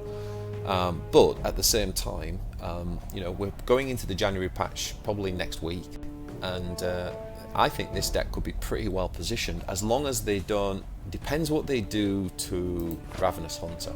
If this card doesn't get touched, I think Tyranids could be in a very powerful place next season. What do you think? Yes, definitely, because as I said before, I was actually running this deck without a hunter and a broodlord in previous meta, and I was actually winning some games even versus ultramarines. Right. So it greatly depends on how much orcs gonna be nerfed, because they do counter Tyranids. But if no changes to Tyranids will happen and orcs will get a huge nerf, so we will definitely see a Tyranid meta. Now, after playing some games with you today, the one thing I wish I could add to this deck list is one more big unit, and it would be I'm not sure whether it would be between the Maliceptor, which I quite like, the Hive Tyrant, which I have. It would be definitely or the Hive Screamer Tyrant. Killer. You'd play the Tyrant over the Screamer Killer, would you? 'Cause this looks good against Ghazghkull Yes, as well. yes, it is. It is also very good versus Eldar. What's because that, the they Hive no the Screamer Killer. Killer. Yes, they will have a hard time removing it. And I think if I was going to play that, I'd probably be tempted to drop. I liked Bounding Leap. I think one of those is good. I'd probably be tempted to drop one of these. Yes, and probably one Tendril. One Tendril can... don't know, that was still a turn, but how do we... So, if we were to put the Hive... No, did you say we'd play Screamer Killer or Hive Tyrant up first? Yes, if we use... Probably Screamer Killer, right? First. Probably Screamer Killer, but... Let's see, put one of those in. And then could we get the Tyrant in as well? Because I just felt they were... Like, having more troops would... I don't know what I would drop for it. We could drop another enhanced organism. It would be a bit risky, but it is manageable. What was the other card that you sometimes run where you copy units? Because that's the other way of doing it, isn't it? Infestation Node. Yes, I use it instead of Tendrils because it allows me to save my board. I usually use it when I am about to get gorked or something like that. It is a bit more clunky though, isn't it? It's a bit more clunky. Yes. If you miss your opportunity with it, then it's just sat in your hand. Whereas Tendrils is always useful. Yes, Tendrils. It is also the reason why I did remove infinite biomorphologies, because it is more powerful than Tendrils when the timing is right, but Tendrils are just more reliable overall. It is almost a way of saying you could drop Enhanced Organism and Tendril, so you could drop those 4 cards, play 2 of these, and that frees you up 2 slots to then get your Screamer Killer and Hive Tyrant in. That's another way of looking at it. Probably just one infestation node, because if you have two in hand, even if you do use them both, you will lose some tempo. Infestation node would be a little bit better if we would use Vonrian or even Hormagons, because we can actually stack them late game. I think we could drop one tendril and... So we've dropped one tendrils and we've dropped one organism. Yes. And we've put in a hive tyrant and a screamer killer. So we're less. So we might have just made it more. Should we try one game with this? Yeah, sure. I think it would be more reliable to run two screamers. You think two screamers over the hive tyrant? Because of orcs and Eldar. Let's try that. I was just thinking, Hive Tyrant is definitely better versus Necrons. Oh yeah. Because he is late game card. And Another interest. Alright, go ahead. Well, that's kind of what I was thinking, is that if you've dropped some card draw, what the Hive Tyrant does is essentially gives you another card every turn, doesn't it? So it's kind of making up for that. Yeah, but I'm usually... I usually use that as turn 2 play at 3 energy.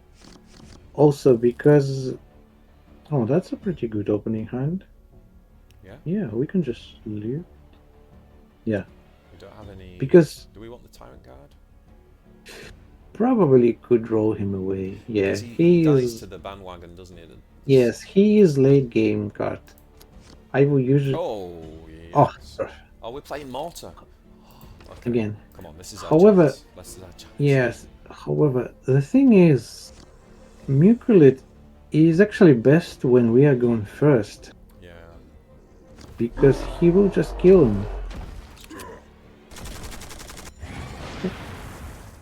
What do you think? Do we drop? I think we just... I think we save it. I think... Yeah. If we drop it now, it just dies. It just dies. And he refills his board. It's not really... And we don't have a turn... If we had a Carnifex, so we... Yeah, if we had a Carnifex, we would drop it. But we don't, so... So we're going to have to try and find an opportunity to use it almost more in an AoE capacity when we can time it. Do we drop a Screamer Killer first? If we drop it first, we will risk it just eating, no mucking.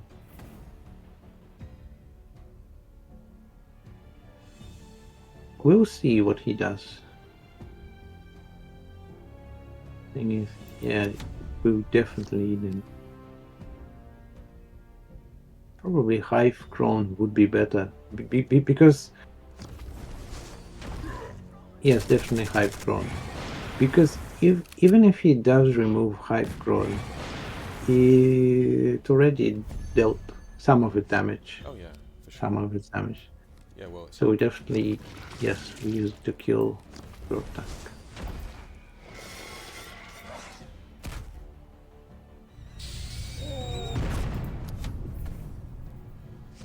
So for those who don't know, yes. Mortar is top of the ladder, and we played him earlier in a very interesting... You might recall, if you've been watching the whole video, that we played him earlier in a very interesting and slightly unorthodox match, where we tried some different tactics. I think in that game we were going first, whereas yes. This game we're not going first. So let's see. Okay, so he's not developing the board. Now, this is exactly the kind of turn where I was talking about, can you get the spore in? I'm not saying it has to be now, but this is what I mean by this is the time to...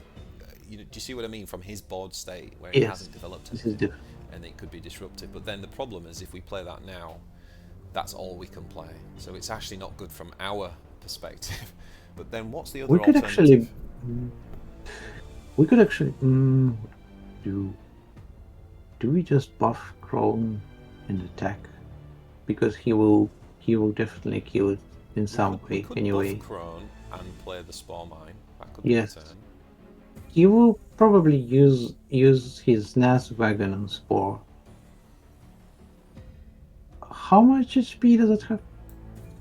The wagon, 6.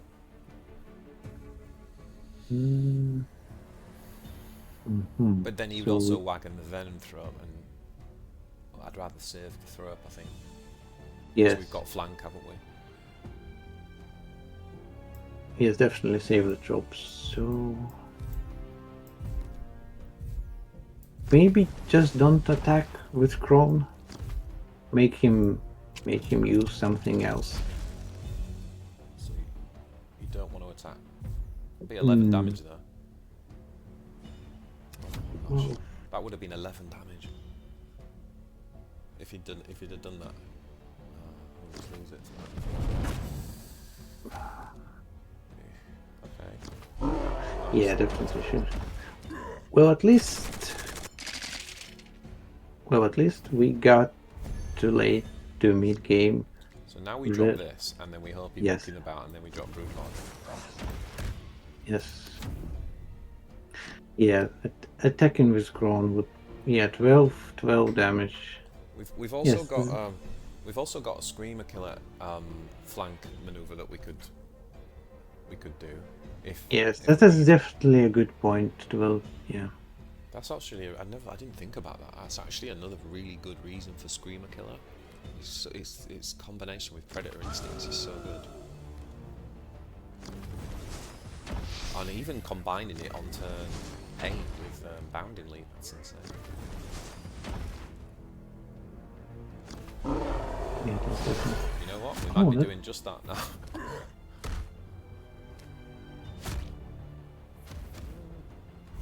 Yeah, we might be doing that now. Yes. Or are we? Is it worth it? Actually, is it worth it? We could use a. I think we save Broodlord for 8 energy definitely. oh yeah. The question is whether we want to.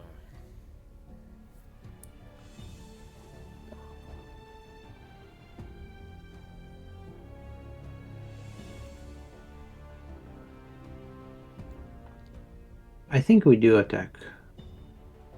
What do we do? Yeah. What do we I attack? think we do use the Screamer Killer, but then he will probably cork. What other option we have? Other options? Node Beast? We definitely yes, double Node Beast, but then we would have to use Surge. Yes, let's just try to clear. Don't give him an opportunity to buff them even further. I think that's correct. I think that's correct. Yes. And then we hope that he does Mucking or Wool of Gork here. Also, we did use our energy very cleanly. Yes. That is also a good thing. He's digging. Good. I wonder if he's digging for removal. Oh, wait a minute. Yeah, I think he's digging for removal. I think that tells me he doesn't have hard removal. He used the Prophet, and he ended up with Ardous Nails. I think that's what that tells me. He could be in a good position here. 3 health. Question is, do we? Is this a Broodlord into Organism? But then he could have. I think it might be damage actually, because it is 8 damage plus 8 damage. Or do we just Node Beast and then play that and that? Also good point, but We don't have stealth, we don't have something no rush to play. I don't know what's up to you. What would you do?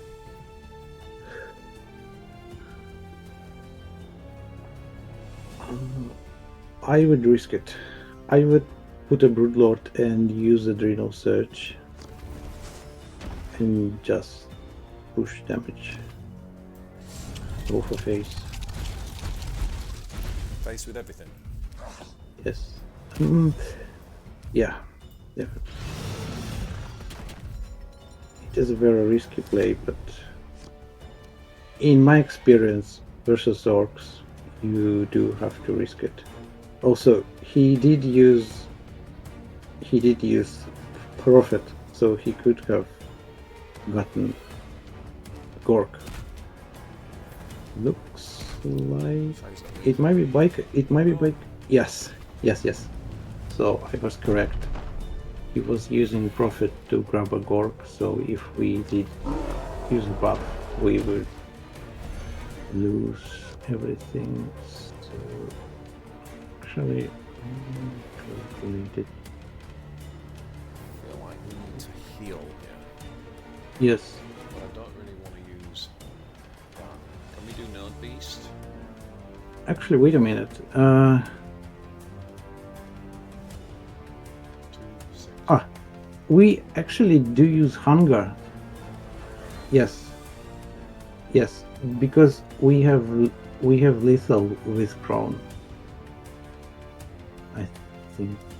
So we use Hunger. Yes. We go face. And drop the Venom Throw. Stop. No need. We have the Crone next turn. I think we just Node Beast and heal ourselves. Yes. Single Node Beast and enhanced organism. Well played. So yeah, I wasn't seeing that. Yeah. Now the only thing is he does run Ada's Nails, so we've seen one. He could have another one which would put him up to 5 health. Yeah, he played that really well. Here we go, boys. Kaboom. We So have yes, beaten top Screamers... of the ladder, Galskull McThracker with Swarmlord. Now that is if that is not a way to end a stream, Shumatsu, I don't know what is. Yes. A Yeah, beautiful that was tool. Oh definitely god, it's been a long time since I got 21 nice. points. Guys, I hope you found that really helpful. I certainly did. I'm really looking forward to playing more Tyranids. That's got me really excited about playing Tyranids, and I'm definitely going to wait for the balance patch, and then I'm going to definitely dive in and make some more Tyranid guides and really explore the faction more. Shumatsu, just want to say a massive thank you, really. I know you're staying up really late, and you've got so much like brilliant insight on this faction, and some of the players there. I mean, that last one was a good example, but there was one before where the Grots had 4 health, and your decision to just go face. I literally thought about 4 different moves, and I never thought about that move. So it's going to be great even for me to just go back and watch and kind of study it and think about what my players were versus what your thinking was. So I really appreciate all the time, and I look forward to doing, maybe we do another one now in the new patch.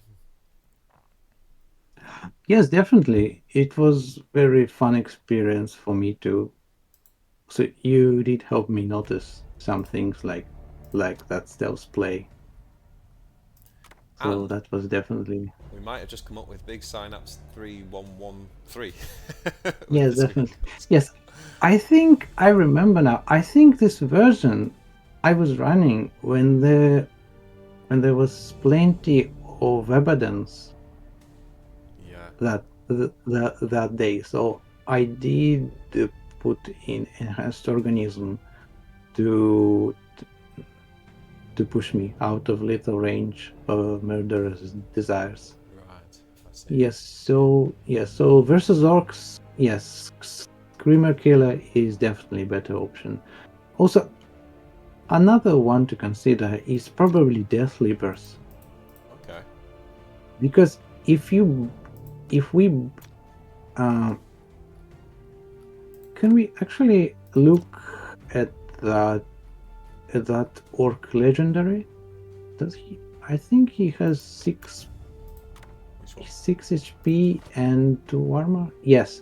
So if we buff our Death Leap a single time, he will kill him. Wow. It is also same with Lich cards. If we buff Deathleap a single time, he will kill Lich card and survive. So if you see lots of Necrons, definitely put in Deathleapers. Okay. Okay, brilliant. Yeah, I will give Deathleap a try as well. So this would be, what would we be dropping for the Deathleap? A Screamer Killer? Yes. So that would be anti Necron version. Anti-Necron, yeah. Yes. Oh, I see. Yeah, because if you drop both of those and play that, you can play it on a turn earlier as well. That's actually quite interesting. Yeah, that's actually quite an interesting list actually with the Deathleapers in there. And also stunning in a random enemy as well if it doesn't. Stun's actually very good at the minute, because what you might be able to do there is, for example, with Ghazghkull, kill off a Grot and then kill off another unit with the Deathleaper and stun Ghazghkull himself. And when you know that he's got proper killie coming back at you, Deathleaper is almost as a better heal as well in that sense, right? So being able to stun Ghazghkull is really powerful right now. Yes, and you also can use Deathleaper with flank to stun the Grot. So this is also an option. Would you ever consider Deathleaper over Carnifex? Or Venom?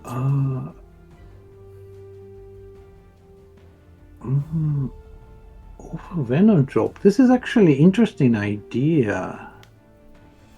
Because if you think about the current meta, I guess Venom Throat's good against Chaos.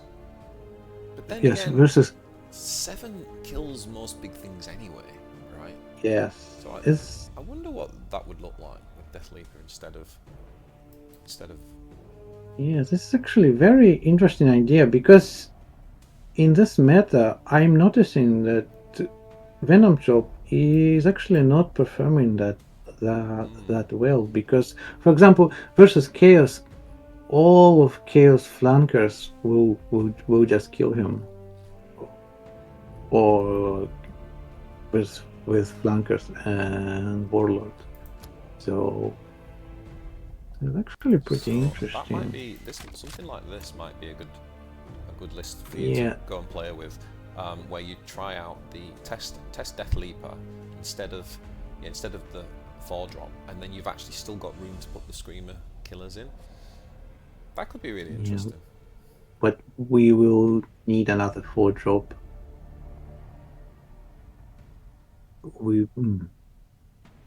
Because well, do we need it though? We got, I don't know. It could be, I don't know. It could be that you do 1-on-1. You could test 1-on-1, or like drop one Screamer Killer and put one back in. Yeah. Just to give us that flex on like when we do have the flank.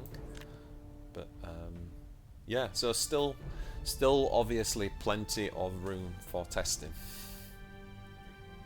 Yeah, this is actually the thing I like about Tyranids. They do have they have lots of things going on. So many little tweaks that actually change how you play. Because you could even drop the Screamer Killers and you could put in Lictors as your 4-drop. I'm not a fan of Spore Assist in this particular version, but yeah, it is. But I do think you could definitely try by building in like Lictors. You might just have something that helps stick to the board a little bit more. Yeah, the only thing is that range. I was actually trying to run Wonrians because sometimes versus orcs I would run out of cards and I would save it after the Gork, after Wheel of Gork turn, so I will have it swarmed. It's interesting. So it is also an option. Yeah, Well, but definitely. go away and do some more testing, and let us Yes, know. definitely. Let us know how you get on. But it's I can see how just changing a couple of cards gives you a lot more room for experimenting. So that was really interesting. So thank you so much again. I'm going to go and grab something to eat now, and yeah, hopefully we can do something similar again in the future. And also let us know in the comments if you would like to see Shumatsu pilot Tyranids in one of our Forge class series, because you know, the Ecclesiarch and I have talked about bringing in other people to actually play the games and us commentating and things like that. So if you'd be interested in seeing that, let me know down in the comments. So until next time, it's been a pleasure. We'll see you in the next one.